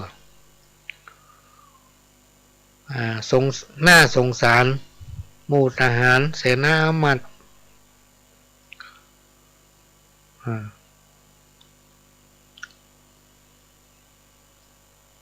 ต่างคนต่างก็มีความคิดว่าตัวอุบัติเนี่ยมันจะต้องมามีตัวตนเป็นแน่แม้ว่าจะค้นหาสืบหาสักเท่าใดก็ตึงบปะเมื่อเป็นพระราชองค์การของพญาเจ้าเมืองเพิ่นสั่งออกมาแล้วมันต้องบ่คืนคำตนเองและทุกคนก็จะต้องถูกประหารถ้าขืนเขากลับบ้านกลับเมืองมีหวังตายสถานเดียวนะ เมื่อขึ้นได้พี่น้องท่านผู้ฟังก็ป้ากันทั้งร้อยกองทัพกองทหารนะหนีเข้าไปในป่าหิมพานต์เพื่อไปตายในป่าหิมพานต์ดีกว่าจะพลิกไปตายในบ้านในเมืองนะแม้ว่าเขาจะคิดถึงลูกถึงเมียนักขนาดไหนก็จำเป็นต้องหนีเพื่อเอาชีวิตรอดไว้ก่อนเพื่อให้รอดพ้นจากอาญาของแผ่นดินจำเป็นต้องหนีไปให้ไกลที่สุดน่าคิดเหมือนกันนะพี่น้องท่านผู้ฟังน่าสังเวชทหารเสนามารหมู่นั้นเดินไปในป่าจนลึกไปมดแหงพี่น้องท่านผู้ฟังก็มันได้กินข้าวแล้วก็ตัดสินใจจะฆ่าตัวตายดีกว่ากับป้ากันจะฆ่าตัวตายเพื่อจะหนีให้พ้นอาญาของแผ่นดินป้ากันถือเอาเครือเถาวัลย์พี่น้องท่านผู้ฟังมัดกับกิ่งไม้เพื่อจะแขวนคอฆ่าตนเองในเวลานั้นขณะเดียวกันได้มีพระฤาษีตนหนึ่งผ่านมาพี่น้องท่านผู้ฟังและก็ได้ห้ามว่าจะไปฆ่าตัวเก่าเป็นบาปจะต้องตกมรณะหลายเช่นหลายจัดหลายขุมอย่าทำเด็ดขาดจากนั้นเขาก็เล่าเรื่องทั้งหมดให้พระฤาษีฟังพี่น้องท่านฟังพระฤาษีก็ว่าโหเรื่องเล็กน้อยเนี่ยทำไมจะต้องมาฆ่ากันจนตายตัวอุบัติมีเยอะแยะไปมีเปลอะ มาเข้ามาใกล้ๆอาตมานี่อาตมาเนี่ยจะเอาตัวอุบัติให้แมลงเนี่ยก่อนค่ำเจ้าจงไปตัดเอาบอกไม้ไผ่มาเลือกเอาเล่มที่ป้องมันลึกๆแล้วเอามาให้อาตมานี่แหละพระฤาษีบอกเสนาก็ดีใจพี่น้องท่านผู้ฟังไปตัดไม้ไผ่มาให้ท่านฤาษีขณะนั้นพระฤาษีก็เกี้ยวหมากอยู่ก็คายน้ำหมักใส่ลงไปในบอกไม้ไผ่และก็ปิดให้สนิทเสร็จแล้วก็คืนบอกไม้ไผ่ให้กับเสนาพร้อมกับบอกเสนาว่านี่เสนาบัดเดี๋ยวนี้เฮาจับเอาตัวอุบัติใส่ไว้ในบอกไม้ไผ่นี่แล้ว เพื่อฟังเอาบอกไม้ไผ่เนี่ยไปทูลถวายพญาเจ้าเมืองของสู่เขาพี่น้องในระหว่างการเดินทางห้ามเปิดเด็ดขาดเพราะตัวอุบัติมันจะหนีแล้วก็ขอให้เจ้าเนี่ยปิกไปกราบทูลพญาเจ้าเมืองว่าเวลาทอดพระเนตรจะได้เทเด็ดขาดหากย่างหู้ย่างหันต้องค่อยๆเปิดฝาปิดมันออกแล้วก็ทอดพระเนตรส่องลงไปในกระบอกครั้งเดียวนะในขณะนั้นพี่น้องท่านฟังชาวบ้านชาวเมืองต่างก็ได้หู้ว่าประเดี๋ยวนี้เพิ่นได้จับตัวอุบัติมาแล้วอยู่ที่ต้องพระลงในราชวังก็ปากันลั่งไลกันมาแหละพี่น้องท่านฟังยัดเยียดเบียดเสียดแทบว่าปื้นแผ่นดินจะถล่มทลายต่อมาพระราชาหรือพญาเจ้าเมืองเสด็จมาถึงยังท้องพระโรงสายตาของคนทุกคนรวมไปถึงพญาเจ้าเมืองต่างก็จ้องพ่อไปยังบอกไม้ไผ่เสนาผู้นำทัพกราบทูลว่าขอเดชะพระเจ้าข้าวันนี้ข้าพุทธเจ้าทั้งหลายได้จับตัวอุบัติตัวนี้ซึ่งจับมันยากขนาดเวลาจะทอดพระเนตรขอพระองค์อย่าได้ทอดพระเนตรเมินเพราะว่าอุบัติตัวนี้มันมีฤทธิ์นักจะทำให้พระเนตรของพระองค์เสีย และขอพระองค์อย่าเทมันออก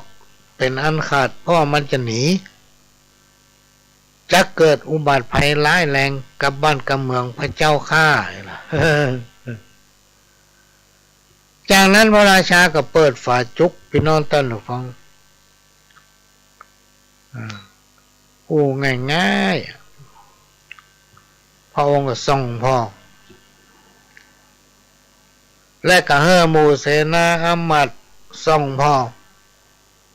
และก็ทรงตรัสถามว่าภัยหันอุบัติเป็นตัวอย่างไรพ่องก็ว่าเหมือนตุ๊กแกพ่องก็ตอบว่าเหมือนจิ้งจกเกิดการเถียงกันอย่างรุนแรงต่อหน้าพระที่นั่งจนพญาเจ้าเมืองต้องรับสั่งว่าไอ้อุบัตินี่มันร้ายนักขนาดคนส่องพ่อคนดูมันเนี่ยยังเถียงกันเกือบสุลมุนวุ่นวายในท้องพระโรงก้าวจบก็รีบคว้ากระบองไม้ไผ่สูขึ้นแล้วก็คว่ำลงพร้อมกับสั่งทหารให้เตรียมความพร้อมมันจะเป็นตัวอย่างใดก็แล้วแต่ต้องฆ่ามันให้ตาย บอกกองคว่ำบอกไม้ไผ่ลงพี่น้องท่านผู้ฟังขี้มากของพระฤาษี ก็ตกลงที่พื้นท้องพระโรงคนทั้งหลายต่างอุทานพร้อมกันอุทานขึ้นมาพร้อมกันตัวอุบัติ คือขี้มากนี่เอง เนี่ยพี่น้องท่านผู้ฟังมันเป็นปุคลาธิฐาน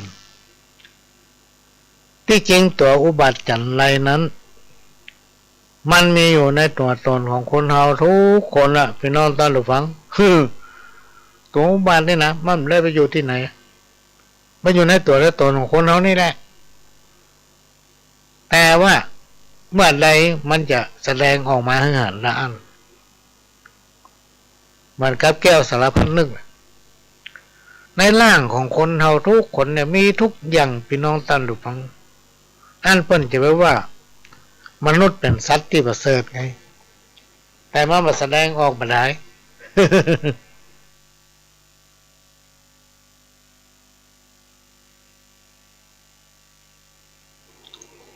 เนี่ย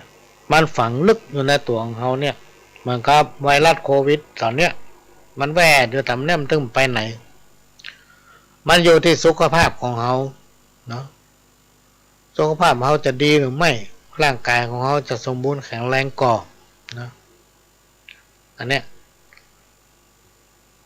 ความต้องการขั้นพื้นฐานของมนุษย์ที่เราบ่สามารถที่ปฏิเสธได้ความทุกข์เป็นสิ่งที่มนุษย์คนเราทั้งหลาย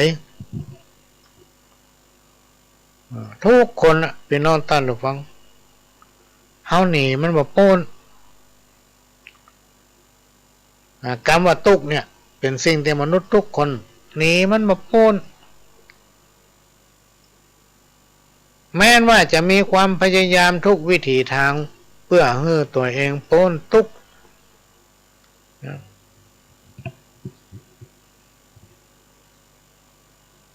ตลาดใดที่เฮายังเวียนวนเวียนว่ายอยู่ในวัฏสงสารเฮาต้องดิ้นรนขนขวายนะเพื่อชีวิตของตนเองเพื่อลูกเพื่อหลานเพื่อครอบครัวของตัวเก่ายิ่งเฮาหนีทุกข์เท่าใดก็ดูเหมือนว่าความทุกข์นั้นมาหมดไปจากชีวิตของเฮาสักเตื้อยิ่งหนียิ่งทุกข์นะดูเหมือนว่าความทุกข์นั้นมันถึงหมดไปจากชีวิตของคนเฮาแม้ว่าเฮาจะร่ำจะรวยจะมั่งจะมีได้กระจ้างเด้อพี่น้องท่านผู้ฟังสตางค์มีเต็มกระเป๋าแต่ทุกข์ใจอยู่ในความม่วนกินกับรับนอนกับใครรับเนี่ยเพราะฉะนั้นความสุขและกับความทุกข์มันจะอยู่คู่กันนะคล้ายกับความมืดกับแจ้งเนี่ยมืดกับแจ้งมันจะอยู่คู่กันมีเมื่อคืนกับมีเมื่อวันมีเมื่อวันกับมีเมื่อคืนเนี่ยนะอย่างใดก็ตามธรรมชาติก็บัดใจจะทำเมื่อเราอยู่กับความมืดด้านเดียวธรรมชาติก็ต้องมีสว่างมีเมื่อคืนเมื่อวันเมื่อเราได้อยู่อันนี้เป็นสิ่งที่อยู่คู่กันมากับชีวิตของคนเราทุกคนว่ามีสิ่งไหนที่เที่ยงแท้แน่นอนเมื่อความทุกข์หายไปเมื่อใดความสุขก็มักจะเข้ามาแทนที่อยู่เสมอและความสุขที่คนเราต้องการเป็นต้นว่าความต้องการคือมีสุขภาพดีเป็นสิ่งที่คนเราทุกคนต้องการโดยเฉพาะเมื่อคนคนนั้นอายุนักขึ้นความเสื่อมของร่างกายโรคภัยไข้เจ็บมักจะมาเยือนความหักตัวกลัวตายทำให้คนเราต้องขนขวายหาทางป้องกันและรักษาสุขภาพให้ดีที่สุดเพื่อให้ห่างไกลจากโรคต่างๆอันนี้เป็นสัจธรรมนะพี่น้องท่านผู้ฟังเป็นความจริงไม่ใช่จินตนาการที่มันเกิดขึ้นกับชีวิตเราเนี่ยนี่คือความจริงความต้องการทางด้านวัตถุทรัพย์สินเงินทองลาภยศสรรเสริญเป็นสิ่งที่ทุกคนดิ้นรนขนขวายเพื่อหามันมาสร้างฐานะสะสมทรัพย์สินเพื่อตนเองและครอบครัวเพื่อให้เกิดความสุขในชีวิตของตนและครอบครัวเพราะว่าจะเป็นวันนี้และในอนาคตพี่น้องท่านผู้ฟังแต่ที่สุดแล้วทุกคนก็จะหนีจากความสุขและความทุกข์นั้นไปแบบพ้นเมื่อมีความสุขก็ต้องมีความทุกข์เมื่อมีความทุกข์ก็จะต้องปะกับความสุขเป็นสิ่งที่จะวนเวียนอยู่กับชีวิตของคนมนุษย์เราเนี่ยทำข้อหนึ่งความสุขทางด้านจิตใจเป็นผลจากการมีศีลมีธรรม อาการที่คนเฮาเนี่ยเป็นน้องท่านผู้ฟังมีศีลธรรมมีธรรมะรักษาใจบ่เบียดเบียนคนอื่นเพื่อเกิดความทุกข์สร้างความสุขทางด้านจิตใจเพื่อเกิดขึ้นได้ด้วยตนเองอันเนี้ยเป็นความสุขที่ทุกคนเราต้องการค้นหาต้นเหตุของปัญหาเนื่องจากว่าใจของเฮานะมันบ่นิ่งมักจะเคลื่อนไหวตามแรงกระเพื่อมของสถานการณ์ที่จะที่จะพบเป็นประจำวัน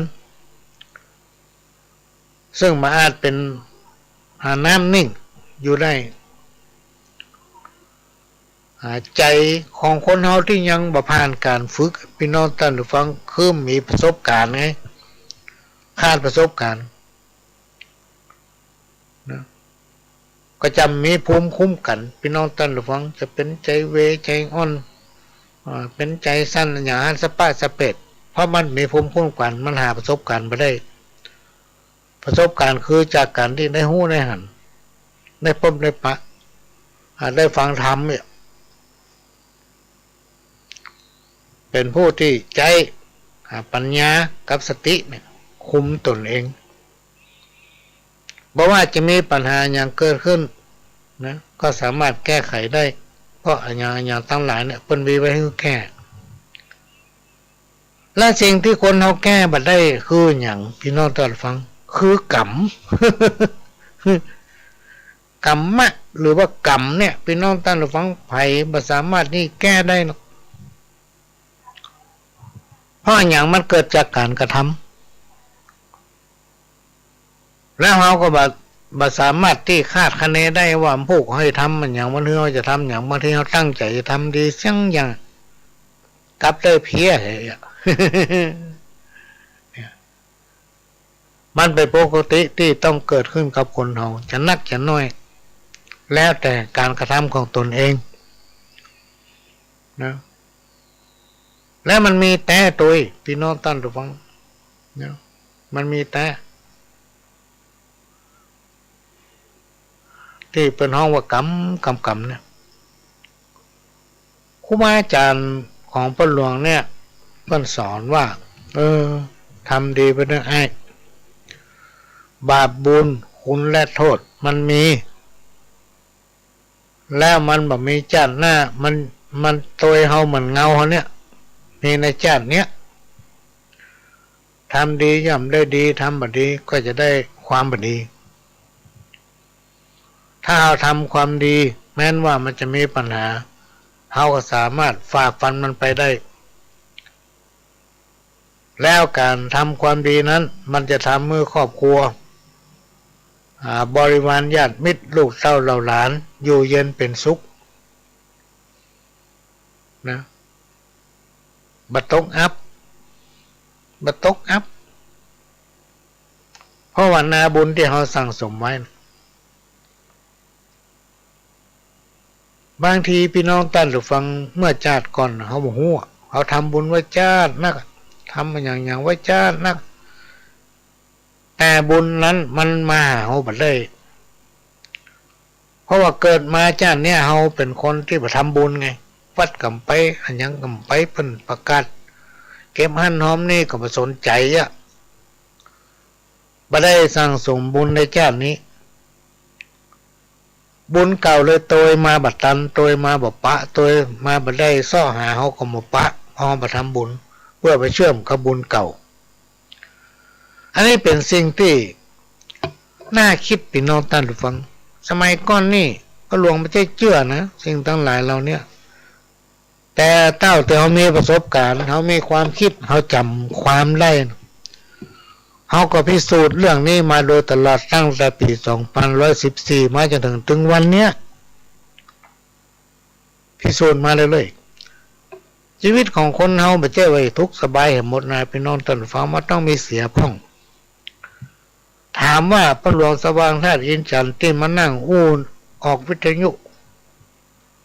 มีคนฟังบ่ฮู้กี่คนมันดีขนาดไหนมันถึงมาอี มันถึงมาออกวิทยุคนเฮาพี่น้องตั้นหรือฟังมันจะมีตึงดีกับบดีตึงสองด้านอยู่ในตัวของเฮา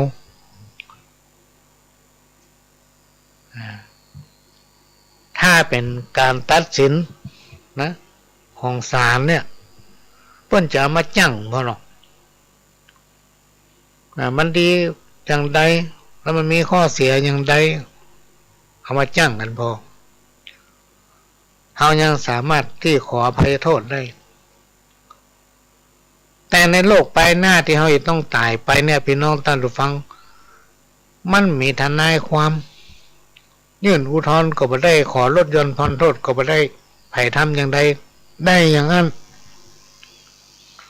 กรรมคือการกระทำที่มีเจตนาหรือจำเพาะเจาะจงนะที่จะกระทำบอกว่าจะดีหรือให้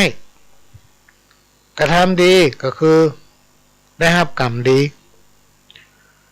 กระทำความไม่ดีความชั่วก็จะได้รับผลกรรมจากการกระทำนั้นเฮาจะว่าไอ้นั่นมันบ่ดีเสียงอย่างมันเป็นอย่างทั้งแต่ร่ำรวยขึ้นติ๊กๆอยู่ดีสบายวันนั้นกันอยู่งั้นอยู่นี่เพิดเพลินหน้าตาล่าเรื่องจำใจมันเป็นอย่างสักเตื้อระวังเตอะพี่น้องท่านผู้ฟังถ้าว่าบุญเก่ามันหมดหรือว่าบุญวาสนาของมันอ่อนเนี่ยกรรมที่มันทำน่ะจะเข้ามาแทนที่เข้ามาฝังเข้ามาแฝงเข้ามาติดอยู่ในตัวของมันคนเฮานี่บางทีบอกตัวเก่านะเปิ้นถึงเปรียบเทียบมีกระจกให้เปรียบแงงเงาพอ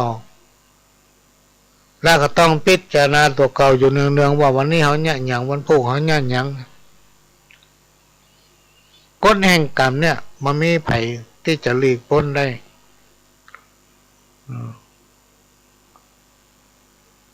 มนุษย์หรือสัตว์ทั้งหลายเกิดมา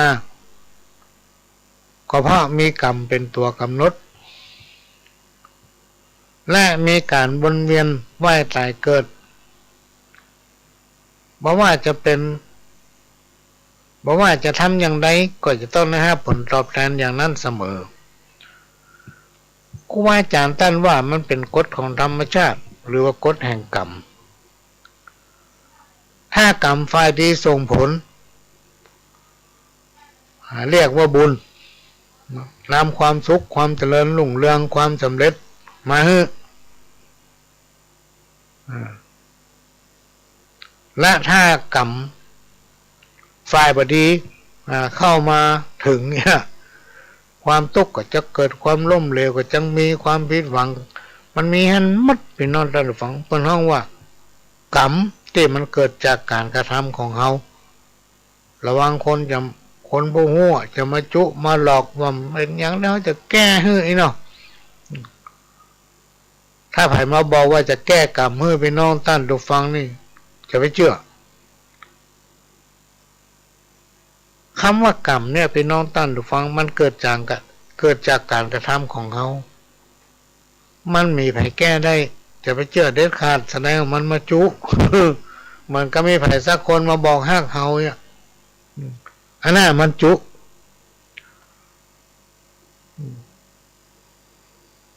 อันนี้ก็นำมาฝากมามาเล่าสู่กันฟังเด้อพี่น้องท่านผู้ฟังเรื่องการแก้ปัญหาชีวิตลดวิบากกรรมในทางพุทธศาสนาของเขานั้นสอนให้คนเฮานั้นเชื่อในเรื่องกฎแห่งกรรมก็เพื่อให้คนเฮาทั้งหลายปฏิบัติดีสร้างกุศลกรรมหมายถึงทำแต่สิ่งที่ดีงามโดยมีความเชื่อว่าในภพหน้าในชาติหน้าจะได้พบปะกับสิ่งที่ดีๆสิ่งใดที่เปิ้นบอกว่าบ่ดีฮือเว้นอย่าไปทำบาปกรรมนั้นมันจังมาซ้ำเว เวลาเขียนชะตาของคนเฮาตก อยู่ดีๆมันเป็นหยังมันมีหยังระวังเตอะวันใดวันหนึ่งที่เขียนชะตาเฮาตกเนี่ยบาปกรรมข้อกรรมทั้งหลายนะมันจะมากับเป็นลำรถดำบุญน่ะ อันนี้ก็มาโอ้ฟังเด้อพี่น้องท่านผู้ฟังอันนี้จังความบ่เที่ยงแท้บอกว่ามนุษย์หรือสัตว์หรือแม้แต่กระทั่งสิ่งของอย่างตั้งหลายเนี่ยบอกว่าจะเป็นทรัพย์สมบัติต่างๆบ้านรถยนต์ติดดินเครื่องประดับเครื่องนุ่งอาภรณ์เนี่ยต่างๆเครื่องย่องอย่างต่างๆเนี่ยจะไปยึดติดพี่น้องท่านผู้ฟังคือปงนะปงมันทุกอย่างถ้าเรายึดติดเราจะเป็นทุกข์เพราะคนเรามันมีเกิดแก่เจ็บตายนะสิ่งของมีเกิดขึ้นและบุบสลายไปตามกาลเวลา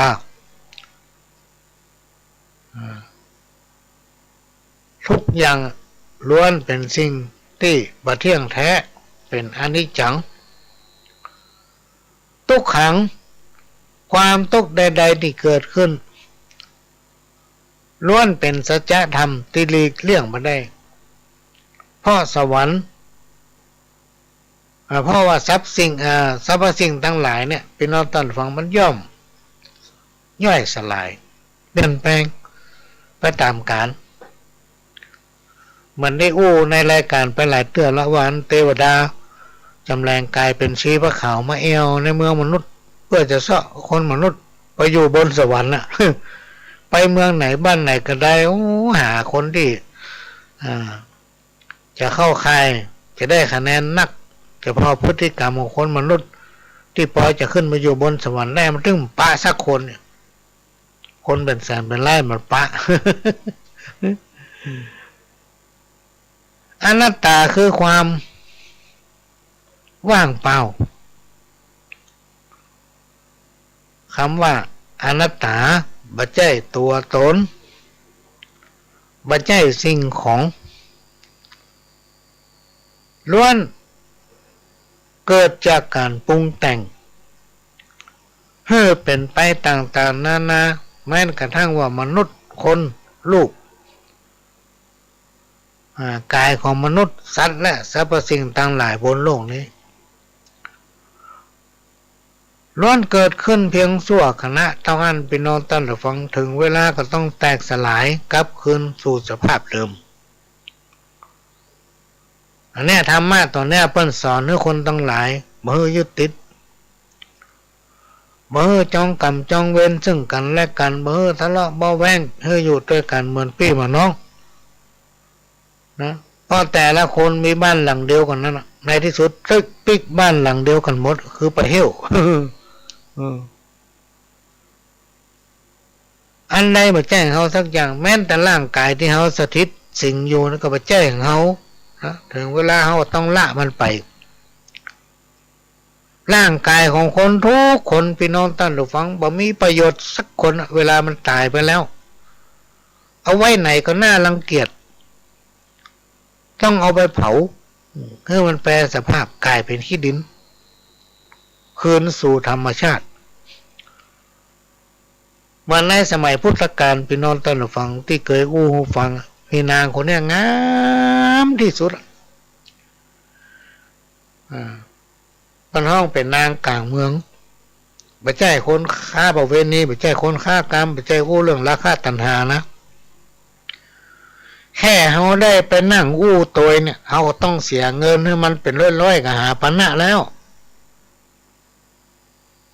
อันนี้เขาบอกอู้ถึงเรื่องราคะตัณหาคือเป็นคนที่มีความงดงามที่สุด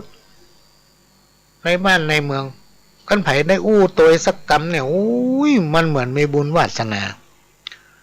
เป็นคนที่อู้ไพเราะยิ้มก็งามเนี่ยอู้ก็ม่วนได้อู้ตัวนี่ม่วนอกม่วนใจคนใดก็ได้นางคนเนี้ย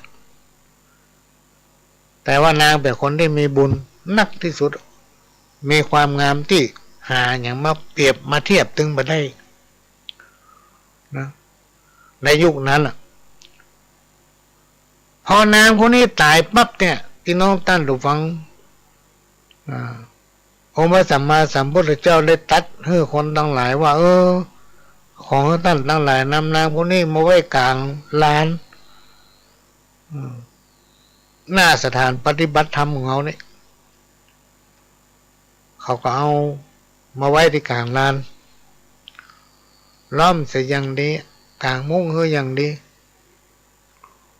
เอาร่างของนางมาไว้ตรงนั้นแล้วก็ประกาศทั่วบ้านทั่วเมืองไผ่อยากได้นางคนนี้ เอาไปเลยคนตั้งหลายมาพอพี่น้องตั้งแต่ฟังวันแรกก็ยังสวยงามอยู่วันรุ่นสองก็ยังพอดีอยู่วันรุ่นสามเริ่มขึ้นอืดละวันรุ่นสี่รุ่นห้ารุ่นหกรุ่นเจ็ดเริ่มเน่า แสดงว่าร่างของคนเขาเนี่ยบ่มีประโยชน์อย่างสักอย่างพี่น้องตั้งแต่ฟังตายเอาไปเผาอย่างเดียวก็ไม่เส้นหญ้ามันยังมีประโยชน์นะหญ้าเนี่ยเขาตัดมันอ่ะเอาเศษหญ้ามาเพาะมาหอมกันกลายเป็นปุ๋ยอ่ะพี่น้องท่านผู้ฟังมันมีประโยชน์ต้นไม้เนี่ยเวลาเขาตัดเขาฟันหรือมันหักมันก้นเขาหญ้ามาแป่งหลวดังไฟได้เขาลองเอากระโหลกหัวคนมาไว้ประตูบ้านหรอกไผ่ถึงมาใกล้สักคน บ้านหลังนั้นสอนที่จะเผาให้มันจะตายบัดนี้บัดเดียวเนี่ยบางผู้บางท่านเป็นล้มก้นเลิกก้นทำบ่เกิน7 วันเอาสายสิญจน์รอบบ้านละพี่น้องท่านหรือฟังเอาทุกเจ้า2 ตนบ่พอ3 ตน4 ตน5 ตน8 ตนเอาที่เก่งๆมันมาสวดสังฆะไล่วิญญาณเมื่อมันเข้ามาเพิ่นฮ้องว่าตายเป็นพีนีเป็นเปิ้นนะตายเป็นพีนีเป็นเปิ้นเนี่ยกำข้าวที่อ่านให้ฟังแต่ว่ามาห้องผีอ่ะอันนี้เป็นเทวดามาเกิดเน้อเนี่ยเบื่อผีมาใกล้จุเปิ้นอ่ะข้าได้ก็มาเอาละนอนเกินไม่ไม่นี่ต่อยดงปงปงปงปงปงปงเนี่ยห้องผีมาเอาจุบกองหัวข้ามมาเอาเคล็ดโคนามบัตันวะเอาแห่วะเอาจำวะ มาล้อมรอบในบ้านหลังนั้น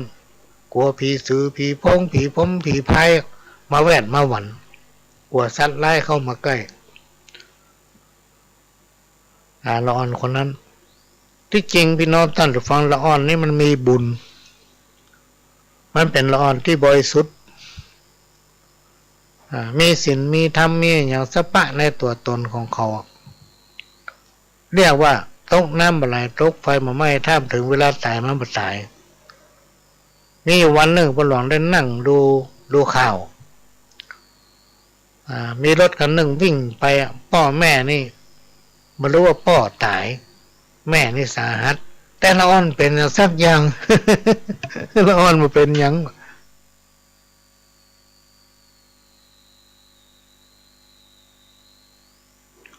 ละอ่อนเป็นผู้ที่บริสุทธิ์เนี่ยเป็นน้องท่านผู้ฟังคนเฮาเนี่ยมันอยู่ที่ความบริสุทธิ์ทั้งจิตใจและกับร่างกายนะเราจะต้องยอมรับในบุญวาสนาของคนเฮาแข่งรถแข่งเรือแข่งได้หมดแต่แข่งบุญวาสนาของคนเนี่ยแข่งมาได้มันจะมีองค์ประกอบกันหลายอันหลายอย่างอยู่ที่พื้นฐานแล้วก็สิ่งแวดล้อมของคนที่มันมาเต้ากันทุกคนมีบุญเหมือนกันทุกคนแต่นักน้อยนี่มันเต้ากันแล้วแต่คนนั้นในห่วงของวันแม่ตั้งแต่สิงหานี้ไปจนถึงกันยาซึ่งจังหวัดเชียงใหม่เขาจะจัดในเดือนกันยาและในเดือนสิงหานี้วันที่26 ถึง 29พ่อหลวงสว่างพร้อมกับปวสภาค 5และตัวแทนของแต่ละจังหวัดภาคเหนือตอนบนก็จะลงไปกรุงเทพไปจัดสถานที่และกันร่วมกันจัดงานวันมหกรรมของทูลแม่ของแผ่นดินแห่งชาติที่กรุงเทพมหานครโดยจะมี ตัวแทนของทุกจังหวัดพี่น้องท่านผู้ฟังในประเทศของเขาเนี่ยร่วมกันก็มาฟังข่าวที่เปิ้นเขียนส่งมาให้เพื่อจะได้10 บาทเอามาเปาะยาแดงตะล่อม ยาแดงตะล่อมเพื่อมา10 บาทวันนี้ได้10 บาทให้เป็นซาวเนาะได้เข้าหลายลิตรนั่นน่ะบุตรตาเหยดูแลลูกรักเมื่อแม่ตุกเพื่อเจ้าปอหอดหิวโหยแม่ก้อยอดทนปามานลูกเต้าอดกั้นอาหารพุทธจาคาบเข้าของกินเผ็ดเค็มแสบฮ้อนแม่ก้อยรักษาคันพระในต้องแม่อิดอ่อนหิวแรงยามเมื่อนั่งลุกอดกั้นใจแข็งจักนั่งนอนแหงกลัวสนั่นต้องกลัวลำบากใจพระไทยในห้องการงานมีละไว้ตักน้ำเกลือหมูโบะหลัวผ้าไม้ก็กึดทอดเจ้าในขันอันนี้เป็นท่อนท่อนแรกเนี่ยพี่น้องท่านผู้ฟังเขียนติดฝาไว้เฮือละอ่อนอ่านมันสอนมันอู้หูเขาว่ากว่าสู่จะเกิดมาแล้วมันแสนยากถ้าอู้ไปเนี่ยมาให้บดีเขาเข้าใจ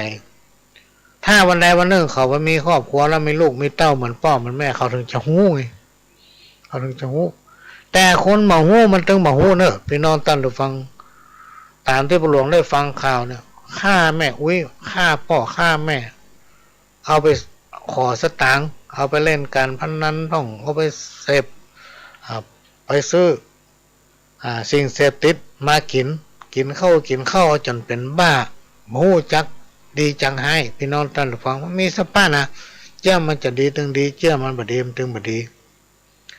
เหมือนกรรมโบราณที่เพิ่นว่าเจ้ามันจะขึ้นกลางบัดถ้าไปแปลงนะมันต้องลู่แสง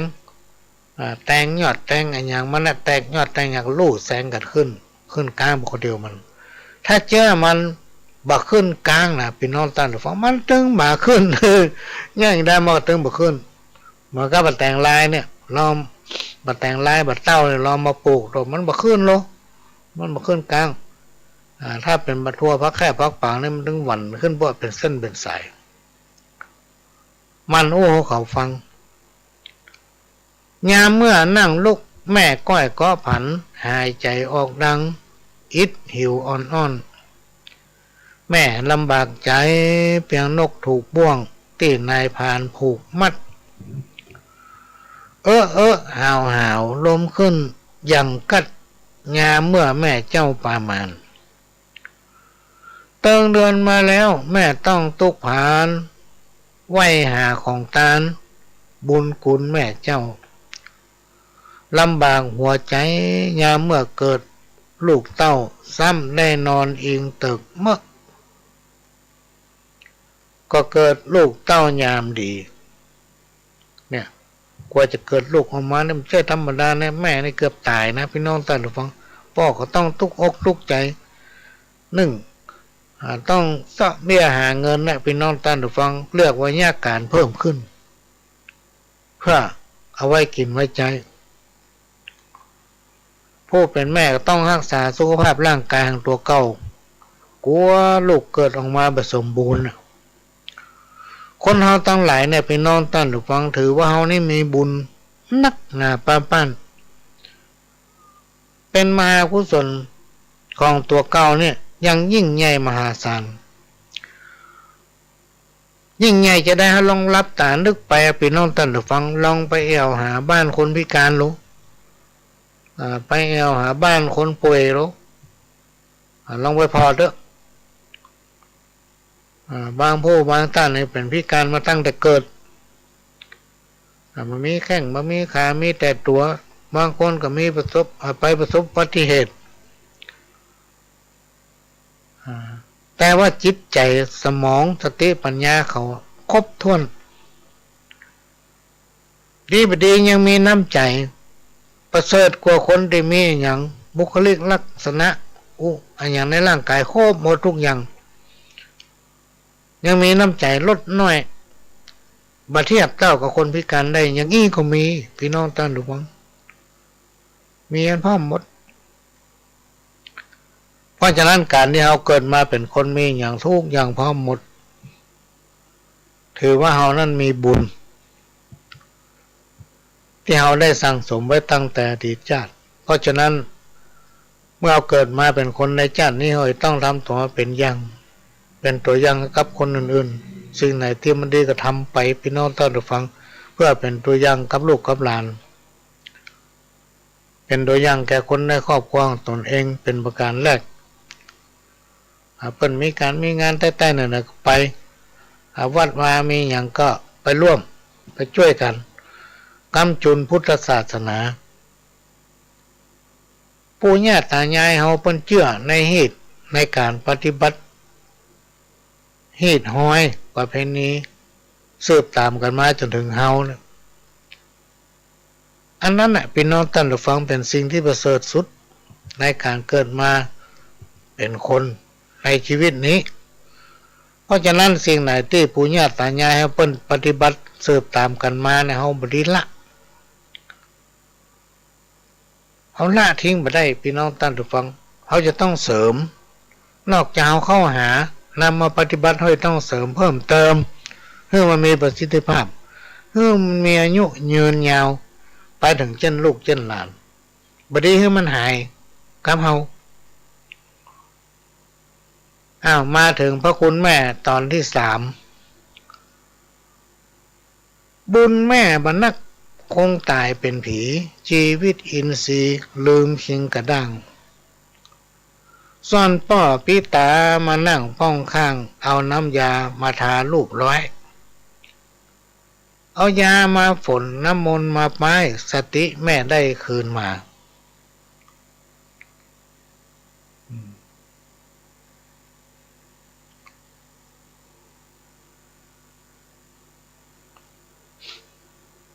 เนี่ยพี่น้องท่านฟังตอนที่3พ่อนี่ไปไหนไปได้นั่งเฝ้าอยู่นั่นแหละในช่วงที่แม่เจ็บท้องจะเกิดลูก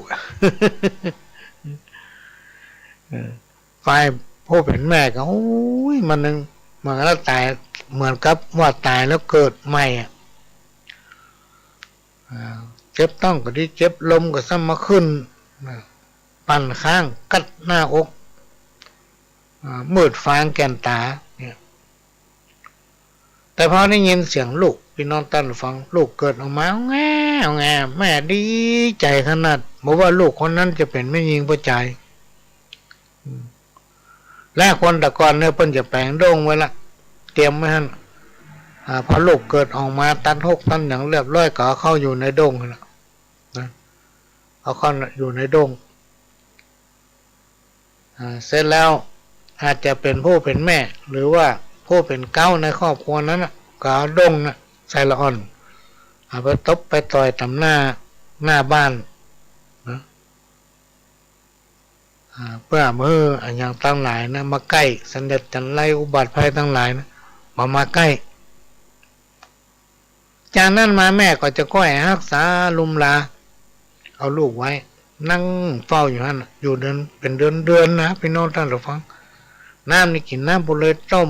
กินน้ำข้าวมิ้นต้มเนี่ยอาบก็อาบน้ำบุเลยต้มเนี่ยน้ำใบเป้าต้มพ่อตัวจนพอดำดำอย่างมีนหม้อในข้าวเป็นว่าส่วนพ่อก็ต้องหญ้าสปะสเป็ดพี่น้องท่านผู้ฟังตั้งแต่ซักผ้าตักน้ำบุกหัวนึ่งเข้าเป่าไฟหญ้ากินหญ้าสปะนะที่ต้องเนี่ยเพราะฉะนั้นการที่จะมีลูกนั้นมันจะง่ายๆพอมันเกิดมาแล้วทำ15 ปีเพราะพี่น้องท่านฟังกินจะป้นเนาะอันนี้ก็มาอู้ให้ฟังพอเป็นแนวซักเตาอี้ก่อนก็แล้วก็จะพยายามเอาข้าวต่างๆเนี่ยพี่น้องท่านฟังมาเขียนมาอ่านทวนหลายๆรอบแล้วก็จะมาอ่านออกอากาศให้พี่น้องท่านฟัง ได้ฟังกัน วันนี้เวลาจะหมดละพี่น้องท่านผู้ฟังพ่อหลวงก็จะขอนำรายการนี้จากพี่น้องท่านผู้ฟังไปก่อนขอให้พี่น้องท่านผู้ฟังคนบุญทุกคนทุกท่านมีความสุขกินเขาได้นอนหลับมีโชคมาตันคู่คนจากกระผมพระหลวงสว่างท่าดินจันทร์ขอนำรายการจากพี่น้องไปเพียงเท่านี้ขอสวัสดี